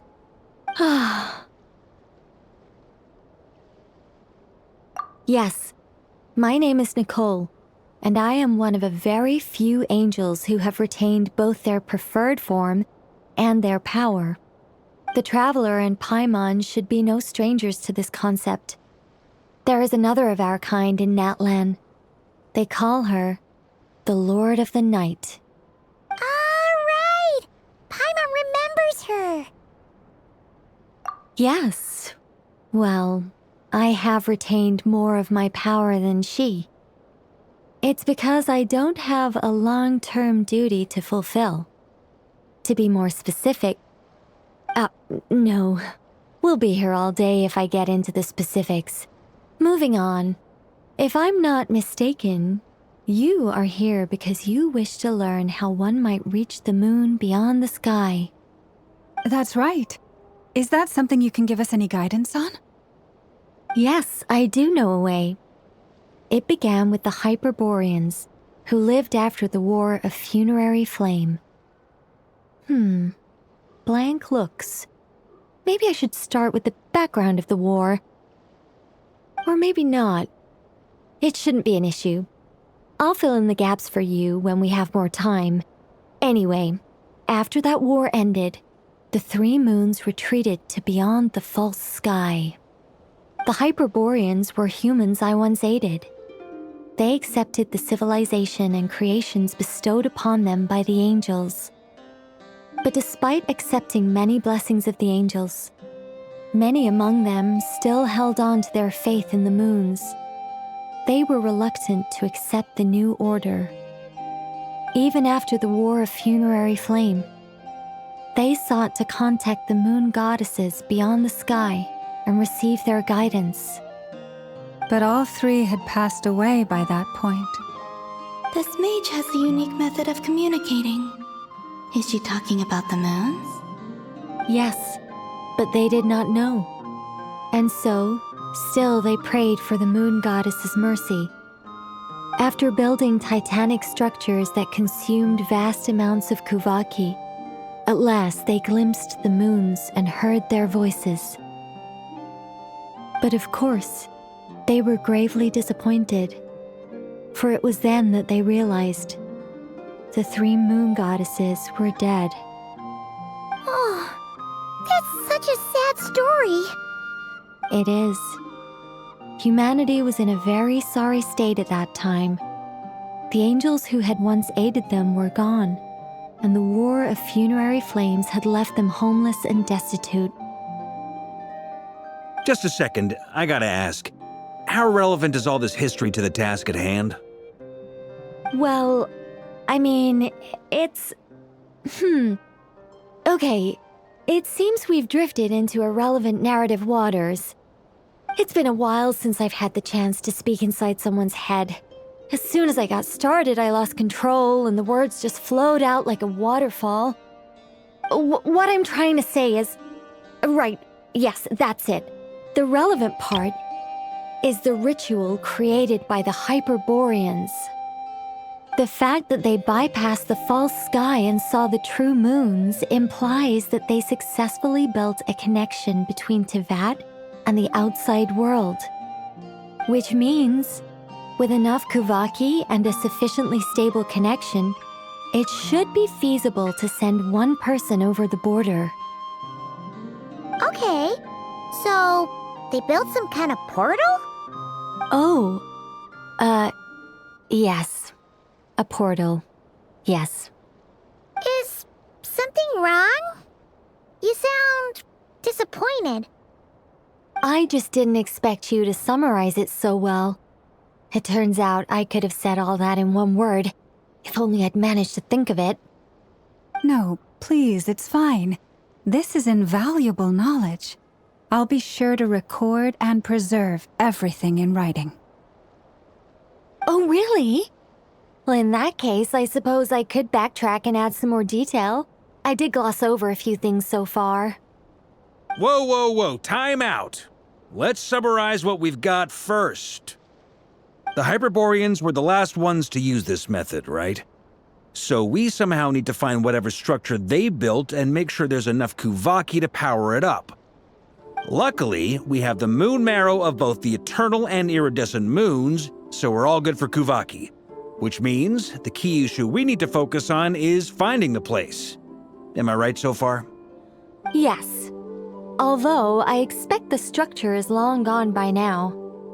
That said, what if we could take advantage of the phantoms to travel back to a time when it still existed? Well, travel back isn't quite accurate. It's more like we'd be creating a handshake between 2 points in space-time. We wouldn't even have to pick a time when it still existed. It could just be a time when it still appeared in phantom form via projection, or we could project our own phantoms, fold them together, and... You look lost. Was that too hard to follow? Yeah, things got a little, technical there. Paimon's brain is reaching capacity. All right. Let me think about how to put this more simply. Okay, got it.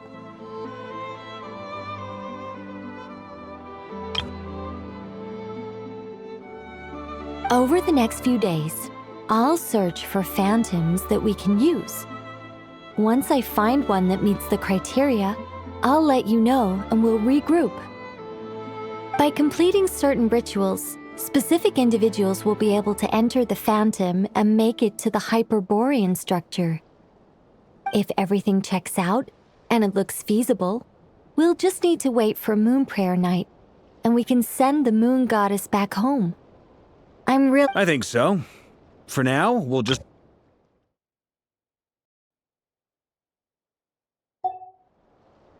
Yes. Basically, yes. Great. Counting on you. In the meantime, we'll focus on finding the Moon Goddess's name. My name?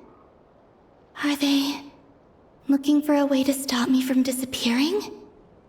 Excuse me, Miss... Go on, Miss Nicole. This conversation was a little all over the place. I didn't catch your name. I am Lauma, of the Frostmoon Scions. Ah, I did wonder. I noticed that you listened very intently when I spoke about Hyperborea and the moon's history. If you'd be interested, I'd love to visit you this evening and go through it again in greater detail. Also, if you were serious about making a record, it would be too risky to simply write down the raw details as is. I would suggest some tweaks. Maybe rewrite the stories as fairy tales or fables, perhaps even prayers. Anyway, we can cross that bridge when we come to it. So, see you later then? Oh, and no need to prepare anything. Just a cup of tea will do. See ya! She seems friendly. It's just...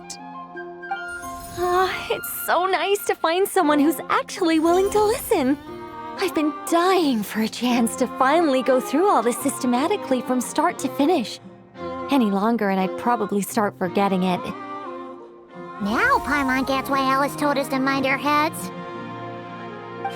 Ha ha ha ha! What did I tell you? A lot of quirky people in Alice's orbit. Now then, the next order of business is... where do we start looking for the Moon Goddess's name? Maybe the rest of what Nicole has to say might give us some clues. Once I've heard her out, I'll summarize the salient points and share them with you all. I'm also inclined to review our other documents. Yes, our faith was first established by our Hyperborean ancestors, but many of the more factually accurate records are from after Kutar's birth. Sounds like we're gonna follow Columbina's journey through Duvat, huh? In that case, we'll start by heading to the Frostmoon Enclave. Sounds like a plan. Take this with you. I'll see about getting in touch with the Fatui. It'll probably just be Arlecchino and Sandroni again. They're the only ones who would want to help. Thank you, Mr. Varka. Ha ha ha ha ha! Don't mention it. Honestly, I'm more comfortable dealing with the Fatui than prying into the details of a young lady's childhood. Catch you later. I should follow them, just in case there's some way that I can help.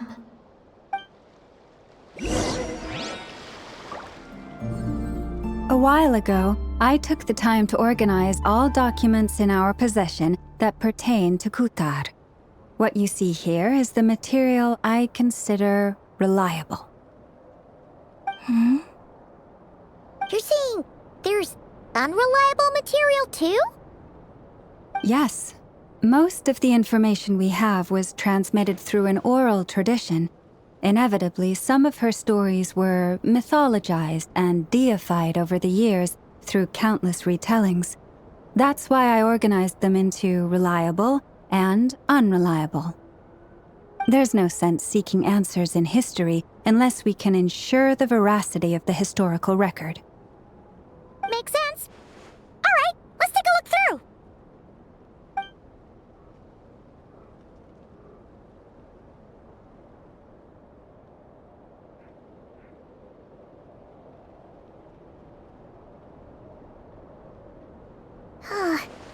Almost all these records refer to Kutar instead of Columbina. Although neither of those is her real name. Paimon's not sure what point she's trying to make.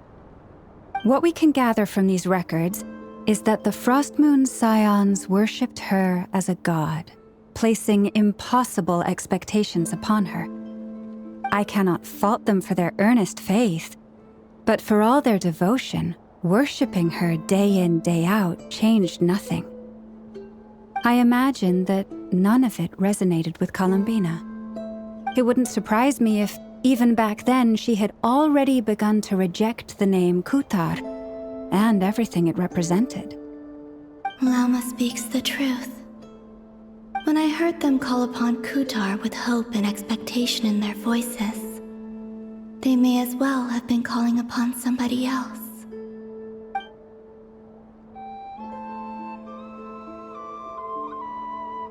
Well, that's a bit complicated. I looked at the level of detail, perceived authenticity, prose style, and how realistic their portrayal of Kutar seemed to be. Amongst the Frostmoon scions of today, only I know of her existence, and I alone have spoken to her face to face. As such, I know that there are certain things she simply would never do. That being said, I have sensed some changes in her lately. Changes? Me? Seems like this is getting us nowhere. For what it's worth, why don't we check the unreliable sources too? Sure. Give me a moment.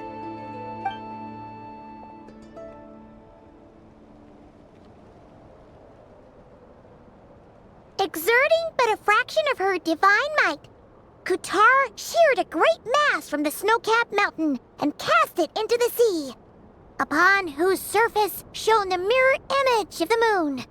Thus was formed the island of Hiisi. Yeah, right. That doesn't even begin to pass the sniff test. The 3 moons are naught but lies through and through. Only one moon has ever shone for us, and Kutar is her name. The vast majority of ancient texts are filled with fanciful tales like these. I trust you understand my criteria a little better now. Kutar did not speak, merely gazing into the distance in silence. And where her gaze landed, this was her prophecy. Clearly, whoever wrote this text never even met Kutar. Otherwise, they'd know that her eyes are always closed.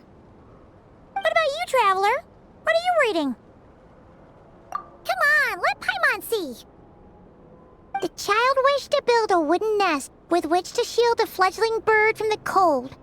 But being so young and lacking in strength, the child could not snap the branches from the trees. Kutar was passing by. Upon seeing the child, she summoned forth a Kuuvahki, who built a beautiful nest for the child.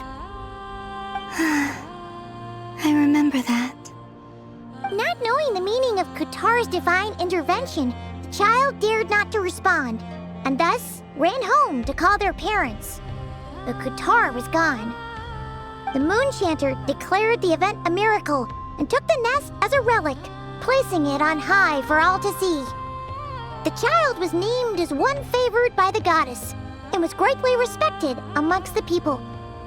Yet, no further miracles were bestowed, and this matter was forgotten in but a few years. Huh. Any thoughts after reading that? Yeah, Columbina probably just wanted to join the kid in making nests. Ah.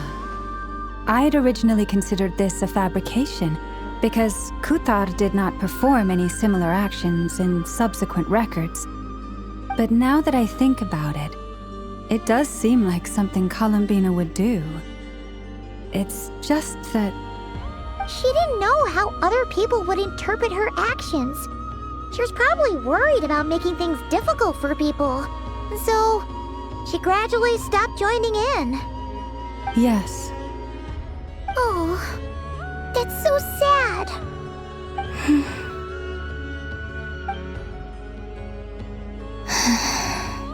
And now, I can make no such gestures of warmth, even if I want to.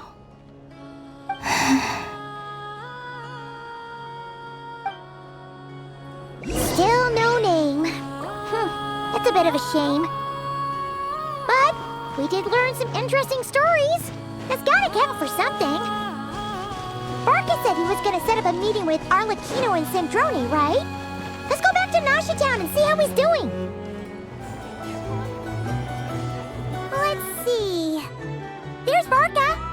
Oh, and it's Durin and Albedo, too. Yeah, this is pretty much the same place we bumped into each other last time. I convinced them to stick around a little longer. We were all waiting on people, so I figured having a little company would help pass the time. Ah, so you've been waiting for us? Does this mean that you've already arranged things with the Fatui? Sure does. Now you're back, we can go meet up with them together. How'd your investigation at the Frostmoon Enclave go? Well, we didn't find out Columbina's true name. But apart from that, it went pretty well. Aha, just as well that I didn't tag along then. I'm sure our moon goddess wouldn't want every man and his dog knowing all about her private life. Still, desperate times, desperate measures, I guess. Someone had to do it. So, Varka was waiting on us, but what about you two? Are you waiting for Alice? Oh, no. We already met with her. We discussed that experiment I mentioned to you last time. Oh, and she also handed me this communication device. That's right. I understand she informed you about the relationship between the phantom phenomena and Tevat's borders, yes? She wants me to help her with some more experiments on that front. She said that she'll contact me through this device with more information. Ah, I see. Following instructions and making observations. Pretty common research method. Takes me right back to Albedo's lab. Wait, then who exactly are you meeting? Someone you know. Albedo's met him too. But I don't think Miss Lauma or the Grand Master have been introduced. Introductions are overrated, especially in cases like this. It's you! So, it's not like the Academia has prohibitions against going abroad. Also, I applied for leave. I've been writing to Hat Guy since obtaining a human form. I've already brought him up to speed on everything that's been going on in Nodcry. Hat Guy? Turns out, I actually have heard that name before. Oh? Then why did you react the same way I did? I only knew the name, not the fella. But since we're all here, let's do some introductions for what it's worth. I'm Varka, Grand Master of the Knights of Favonius. Lauma, Moon Chanter of the Frostmoon Scions. And I'm a Driosh from the Vahumana Darshan of the Sumero Academia. Hat Guy. Good to see you again, Mr. Guy. I believe we last saw each other on the boat ride here.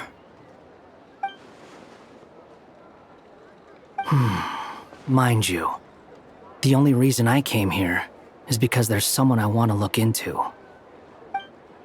Who's that? The Doctor, also known as Dottore, second of the Fatui Harbingers. From the tone of your voice, it sounds like there's bad blood between you. I was reviewing our archives and noticed that a lot of information about him was missing. Left a bad taste in my mouth. That's all there is to it. Dottore, or Zondik, as he was then known, once studied at the Academia, but he got kicked out before he could graduate.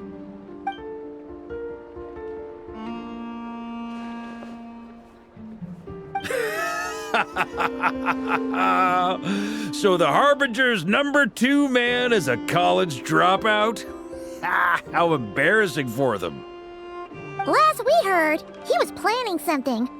We actually heard that a few times before, even coming to Nocturne, but we haven't seen a trace of him since we got here. He only appears when something interests him. For all we know, he might have left already. But the fact he did something here at all is worth noting. It'll fill a couple extra lines in his file. Why does it sound less like a file you're writing and more like a criminal record? Anyway, we were just about to meet 2 of the other Harbingers. Want to come along? You might learn a thing or two about him there. Sure. Even though they're harbingers, well, they're old acquaintances of ours, so, you know, when you talk to them, try to be... I got it. The Frostmoon Scion's relations with the Fatui remain tense. Forgive me if I do not attend. In that case, we'll continue assisting Miss Alice with her experiments. Good stuff. Everyone's having a fruitful time. All right, we better get going. I'll lead the way.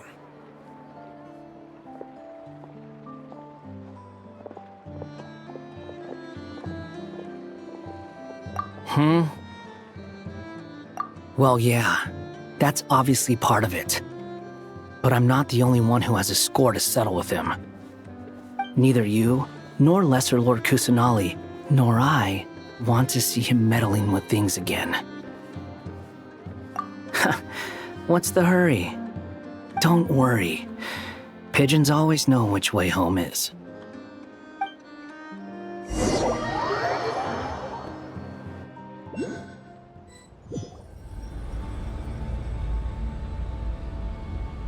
You made it. Who is this? A scholar from Sumeru. They call him Hat Guy. He's an old friend of the Travelers. Wait, this is the academia representative you wrote about? He doesn't exactly look the part. I believe this will prove my identity. You'll notice it bears the seal of the Sanctuary of Surasthana. Well, what do you know? So it does. All right then. My mistake. It's fine. I expected as much. What? So as I mentioned in my letter, the Academia's got its eyes on Dottore. But this matter remains top secret. Apart from those assisting in the investigation, the fewer people who know, the better. If anyone asks, I'm here in Nocturne to pursue my personal academic interests. Gotta say, Varka, you did pretty well to keep all this under wraps for so long. Sounds like you got in touch with the Academia about this way back. you flatter me. Where do I even start? Remember that time we fought Rerir at Star Sand Shoal? He sure let me have it then, didn't he? I'll bet Dottore had that all sketched out, with me as his convenient little pawn. He could not care less about us if he tried, but hey! The feeling's mutual. Does Dottore really strike you as the sort who values his relationships with his colleagues? Fair point. Definitely not. Which is why I always keep my guard up whenever he starts making suspicious moves. To that extent, our motivations align. On top of which, I consider you trustworthy people. Now, back on topic. In the wake of the Reihir of Solnari episode, Sandrone and I grew suspicious about Dottore's complete inaction during the entire affair. So we tried to find out what he'd been up to, but unfortunately to no avail. He never lets anyone in on his plans. The more he cares about something, the more secretive he gets. Indeed. Perhaps he believes that by keeping a low profile, he can avoid trouble. But that trick isn't going to work on his colleagues. Yeah, I mean, he's been researching the ancient moon's remnants. And he's been trying to get his paws on the moon marrows. Only an idiot would believe he doesn't have something more planned. With this in mind, I returned to Snezhnaya and relayed my thoughts to Her Majesty the Tsaritsa, entreating her to have him recalled. That's pretty direct. Did the Tsaritsa agree? Yes. I made it abundantly clear that the Fatui's business in Nocturne is almost concluded, and we do not need 3 harbingers in this territory. Her Majesty concurred. Accordingly, Dottore has returned at her orders. I imagine he is continuing with experiments, which no one besides he would ever have any interest in. Common sense might mean nothing to him, but he's not stupid. He knows that no good can come from opposing the Tsaritsa. Smarts alone won't get him all the way. He needs the Rooster's resources and Regrator's Mora, both of which the Tsaritsa can strip from him by waggling a finger. But doesn't he have a track record of publicly following orders while going against them in private? He probably has it down to a fine art by now. Wouldn't put it past him. We worked together on a research project once. Only briefly, but it was enough to show me that we're fundamentally different people. He has no interest in doing things methodically, stage by stage. His thoughts jump all over the place, and the moment his curiosity is satisfied, or he gets the results he wants, he disappears. The only similarity we share is that, once we set our minds on doing something, we will see it done, whatever it takes. Oh, we definitely saw some of that in your battle with Rerir. You got so competitive. Ugh, do not remind me. Then I believe we all concur. Dottore will not simply give up. Fantastic. Now this is turning into a whole day of unpleasant memories. Ugh. Are you talking about the moon marrow stuff? He also strikes me as the kind of person to disregard experimental regulations, ruin all the equipment, and go way over budget. Then leave the first person he can find to deal with the fallout. Exactly! This one time, he was running some high-temperature experiment and the substance exploded. But does he care? No! He orders his subordinates to open the device so he can observe the results, which causes the gas inside to leak out. That gas was poisonous! If I hadn't been there, who knows how many people might have died? And after all that, he left while I was still cleaning up after his mess. What a waste of time, he said. A waste of time? The nerve! He wasted my time! You've been bottling that up for a while, huh? Hat guy, I must say, you seem awfully familiar with internal Fatui affairs. Especially when it comes to Dottore. Thank you, Lady Harbingers, for providing such valuable information. I have no other questions for now, so I'll be on my way. Wait, what? You're just gonna leave? You're welcome to join if you want. Ugh. Just when Paimon thought he'd finally mellowed out. He makes quite the impression. I'll say. I've met tons of headstrong people, but not many of them would join me in bad-mouthing Dottore. Anyway, back to the main agenda. Varka, you said that Columbina has gone missing? Or rather, disappeared. Yeah. We're working on building a connection between her and this world. The simplest method is to find out her real name. I've actually asked her that question before, but she said she didn't know. Considering our relationship, I doubt she was lying to me. As far as I recall, she was never dispatched by Her Majesty to claim a gnosis or anything like that. The Tsaritsa's plans had long contained a place specifically for her. I always thought that was weird. What could she do that the rest of us couldn't? Knowing what we do now, it's probably something related to Kuuvahki, right? More than likely. When she first arrived, Columbina would often go to Her Majesty and ask when she could start the task assigned to her. But Her Majesty always gave the same reply. The time has not yet come. So she spent her days in Snezhnaya doing basically nothing. The Tsaritsa has summoned a beautiful blind maiden to be a harbinger, giving her the third seat by virtue only of her enchanting voice. It was a dumb and stupid rumor, but the reality of the situation made it hard to refute. And what happened after that? I imagine she stopped caring. She no longer seemed to care why she had been recruited, and Her Majesty never gave her any missions, so she just continued to sing in the flower garden. For my part, I was busy. So busy, in fact, that watching someone be that idol had me fuming. But still, I got the sense that she had long been used to a life of other people claiming she was needed when she wasn't.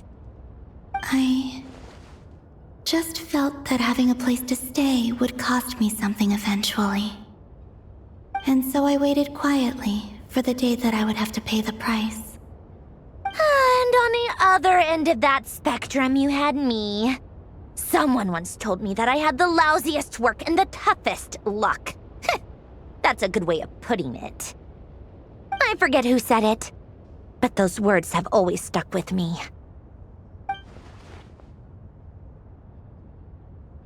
But you've done your job exceptionally well all this time. Because at heart, you are a conscientious person. What is it? Something come to mind?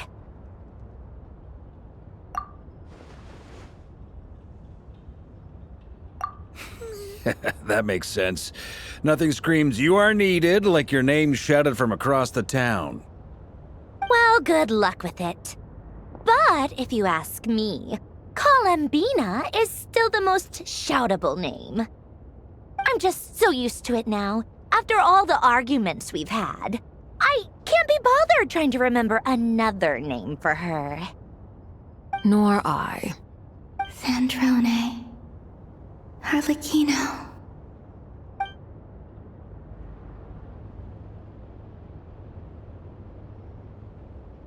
Huh! It's a Sealy! Does that mean Nicole has news for us? Ladies, I thank you for your hospitality. If the chance ever comes up, I definitely owe you both a drink sometime. I'm sure it will. You can make your own way out. Heck, you've been here enough times, you probably know your way around better than I do. Okay, time to do what adventurers do best. Follow that Sealy! Here you are.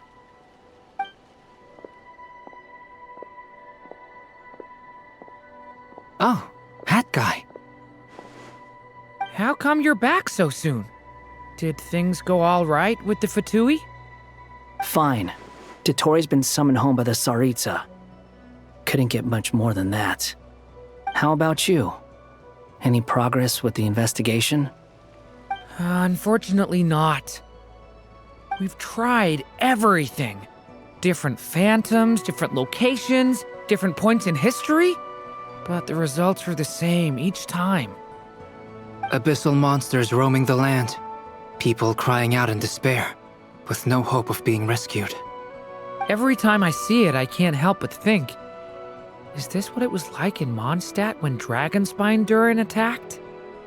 And if I fail in the task I've been given, will I create yet another tragedy? That's just meaningless speculation. When we encountered similar phenomena previously, I tried to interfere with those illusions, using sounds and lights to guide them.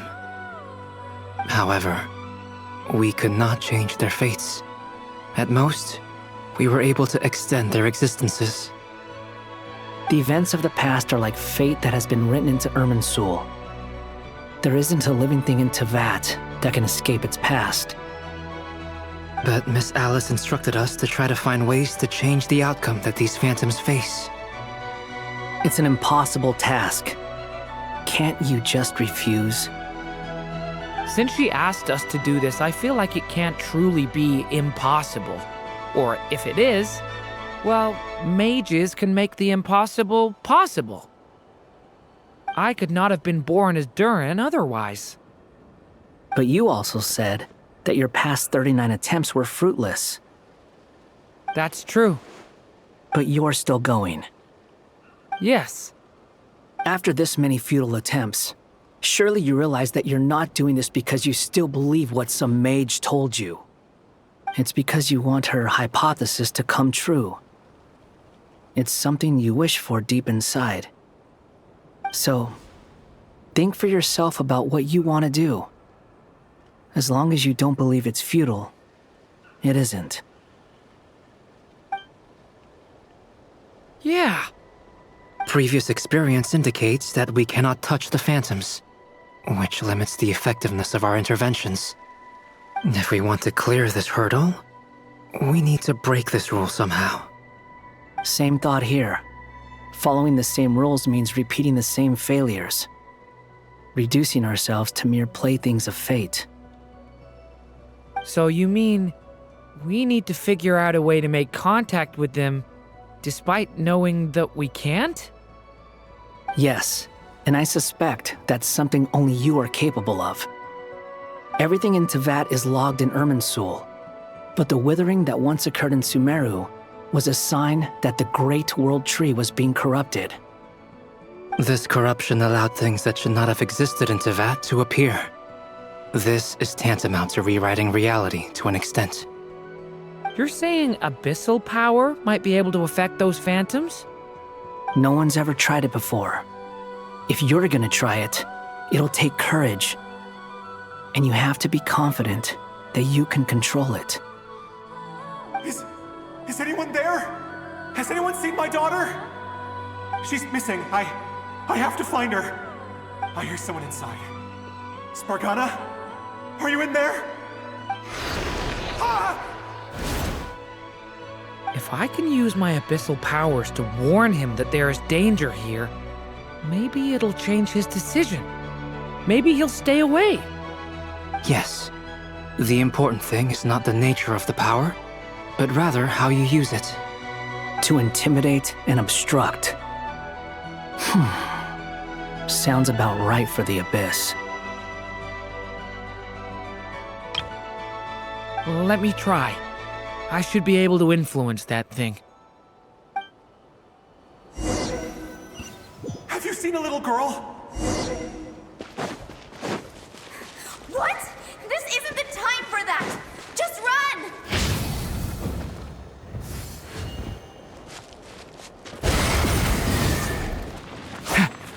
I hear someone inside. Spargana? Are you in there? Where are all these monsters coming from? What is this? Looks dangerous. I should get out of here.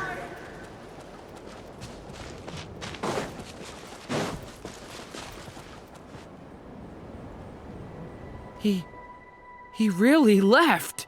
Ha! We did it! Don't celebrate too soon. Follow him. See what he does next.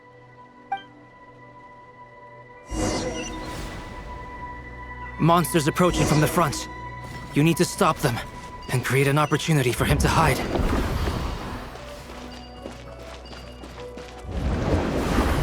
No! There's monsters ahead!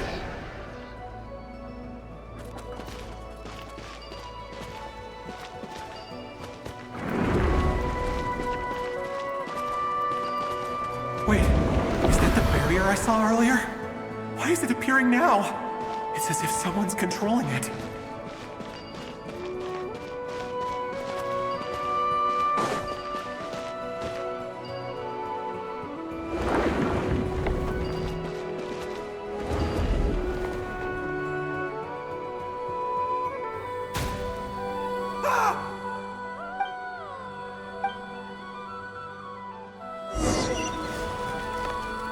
Monsters approaching from the front.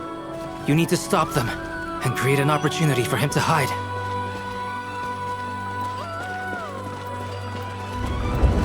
No! There's monsters ahead!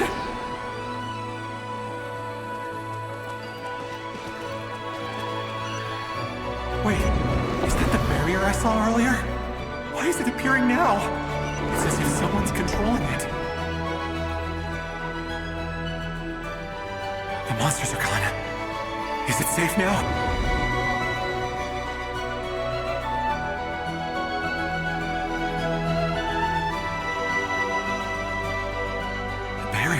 too. How odd. Anyway, I guess I'll keep going. Quickly, let's keep up.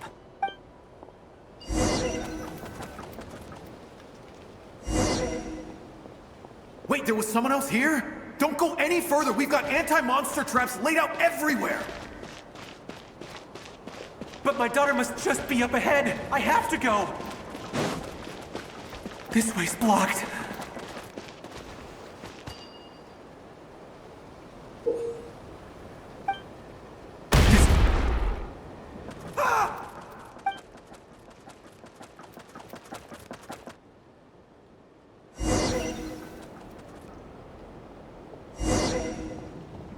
Wait, there was someone else here? Don't go any further. We've got anti-monster traps laid out everywhere. But my daughter must just be up ahead. I have to go. This way's blocked.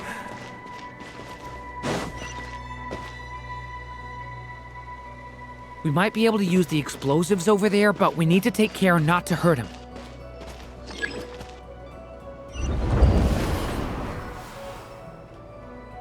I'll use the barrier to keep him at a safe distance. This barrier seems to be helping me somehow. Hey, wake up! Oh, no good. Gotta keep moving ahead.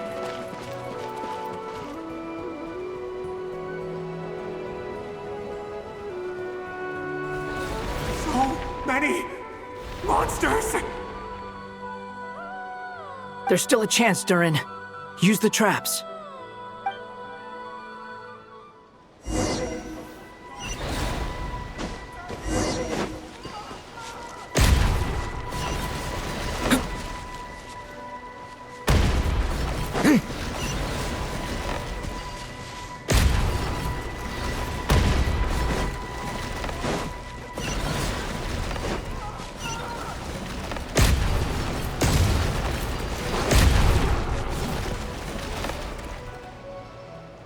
This is a new development. I've never seen this happen before. We might just be able to save this person.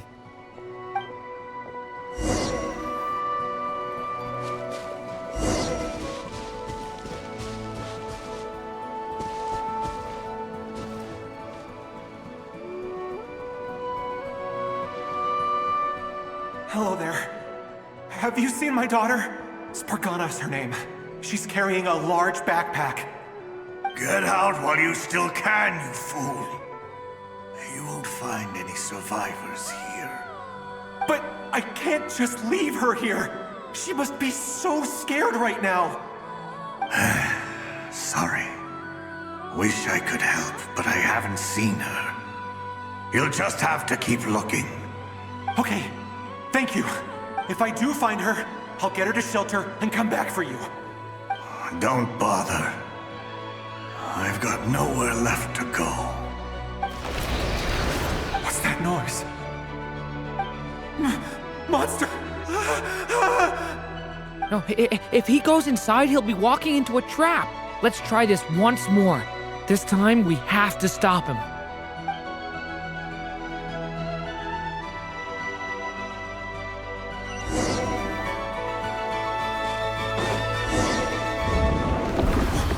Why? How will I know where Spargana's gone like this? You know what? I'll trust this strange barrier. It's gotten me this far after all.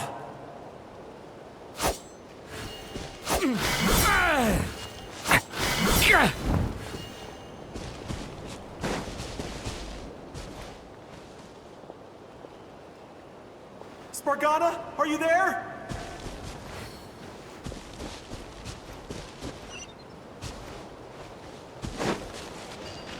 What? What's this? Hey! Let us out!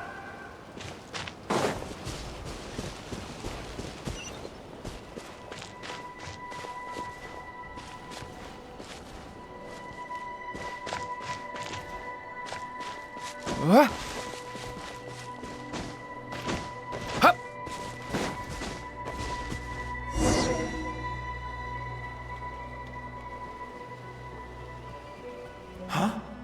That looks like one of my daughter's books! Thank you. Thank you! Yes, it's one of hers for sure. That's her name on it right there. She left her backpack here. Durin, just like last time. Use the explosives.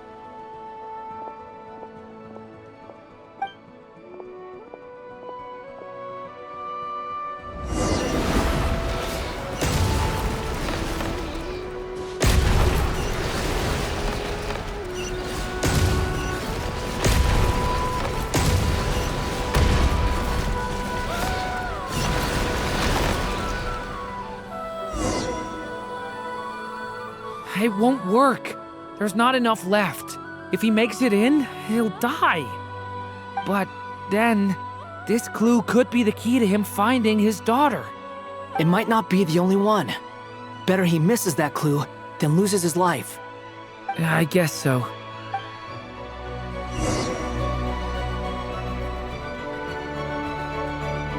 Stop him, Durin. We can't let him get any further in. That's my daughter's book! She's passed this way! Why? Why won't you let me go in? I've searched and searched and searched just for this! But how will I find her without any clues? I no longer have anywhere else to go.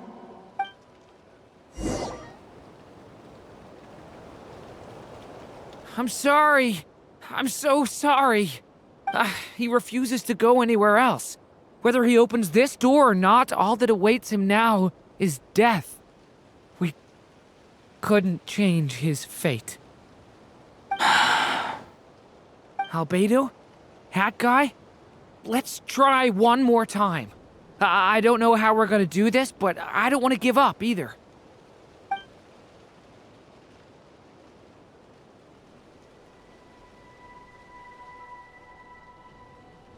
Why am I here? What's going on? All these scenes running through my head. Where are they from? Huh? What's going on? His reactions have changed. How many times have I... What's happening to me? Huh? Wait. Who are you? You can see us now? I feel like I always could, but that I only just realized you were there. I'm sorry, I don't know how to describe what I'm feeling. But you were the ones guiding me using that marked barrier, right? I haven't done anything yet, but those monsters, those deaths, they feel like memories. Like things I really did experience. I won't find my daughter. In fact, I'll ultimately die trying to find her. Isn't that right? Well, no, it isn't. Yes, it is. Even so, we're trying to find a way out of this. You've not seen my daughter either, have you? It seems she really isn't here.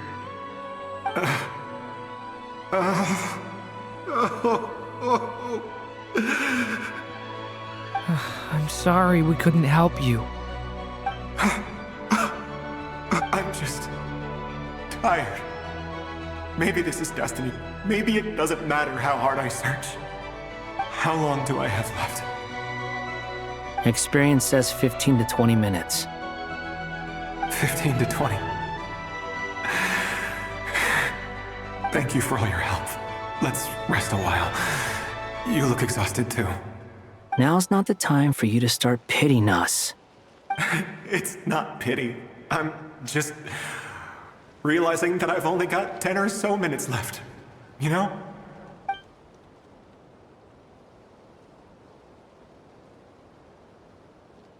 You say you're from Mondstadt, yes? A place with windmills, where people enjoy limitless freedom? And you're from Sumeru, where they've built an academy into a giant tree? Yes. It seems you've never heard of either place. Those names are unknown to me, I'm afraid, yes. Have you heard of Hyperborea?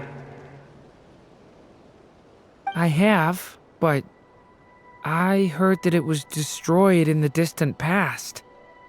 I see. That was where my ancestors once lived. What about Delphi Pytho? Was it later rebuilt? I've never heard that name. Then what about Sal Vindaknir? I have seen that name on stone tablets on Dragonspine. But I'm afraid the only things left of that place are its ruins. I see. Sure enough, there was no way to turn this around, huh? I'm sorry. I was the one who asked to chat, but it seems like we're too many ages apart. There's barely any common ground to start from. It's all right. We did hear something new, at least. From how you speak of your lives, things must be going all right for you, I guess. They are. Mondstadt is a place of freedom and happiness. There's a lot of good people in the church and the Knights of Favonius, and even outsiders find that it's an easy place to feel at home. We have festivals a few times a year. Everyone gets together to drink, sing, and be merry. Sumeru is a lot more uptight. Not really the kind of place where you can relax.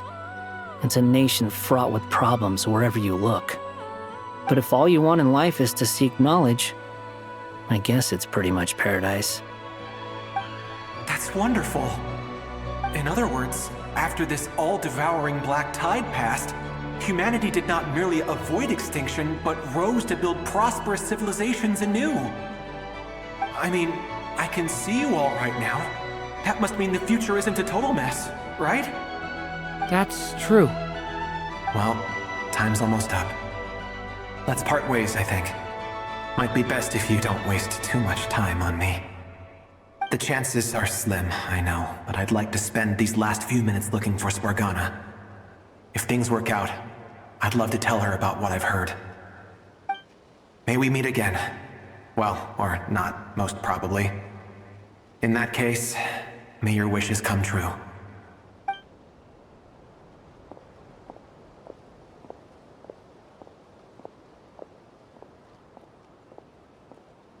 He's gone.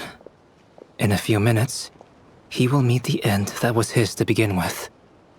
The ending of this tale did not change, but I believe that we've just made the most progress we have yet. May your wishes come true. If only it were so simple. Hat Guy, could I ask you a question? You've never talked about your past. It seems complicated, and it weighs heavily on you, too. Would you be willing to tell me about it? I mean, sometimes it's better to get things out in the open. Take that guy we try to help, for instance. At least he said goodbye with a smile, right? I know about Albedo's past. Our experiences are very similar, and he created me. As for you, you're my first friend, and you've witnessed every step I've taken. But by comparison, I know nothing about you. Either way, I mean, we're still best friends. But if I knew more about you, I might understand your thoughts a bit better. I've told you about myself. I'm a student at the Academia. And what did you do before that? Prepared for the entrance exam? All right. If you really don't want to talk about it, I won't press you any further. I was a puppet built from the branches of a white tree, using technology left behind by the Conrian schools of mechanical engineering. A white tree? You mean an Irminsul tree? Yes, a branch of Irminsul that was once connected to the main tree. So you had a human creator too? Yeah, but my creator abandoned me after deciding that I was a failure. After that,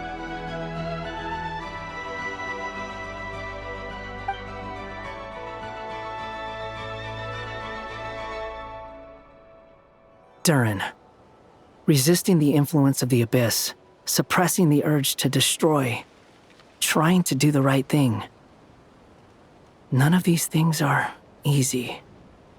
But no matter how hard they are, trying to rewrite past wrongs is far harder.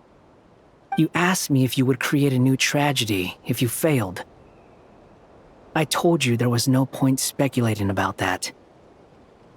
But the real answer is, yes, you absolutely will. That guy.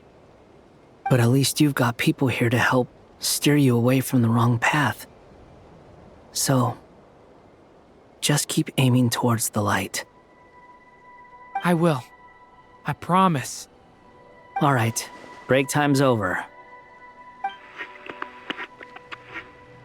Hello? Durin speaking. Hello, friends, it's me!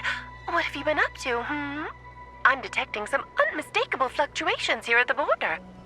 The amplitude isn't particularly high, but they're completely different signals from the ones before, and the scale is comparable to those I've detected previously.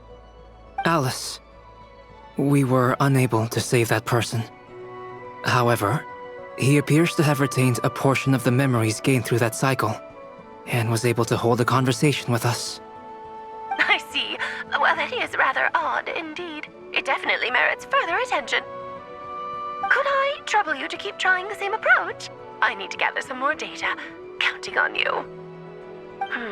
I should probably have Nicole come and check this out as well.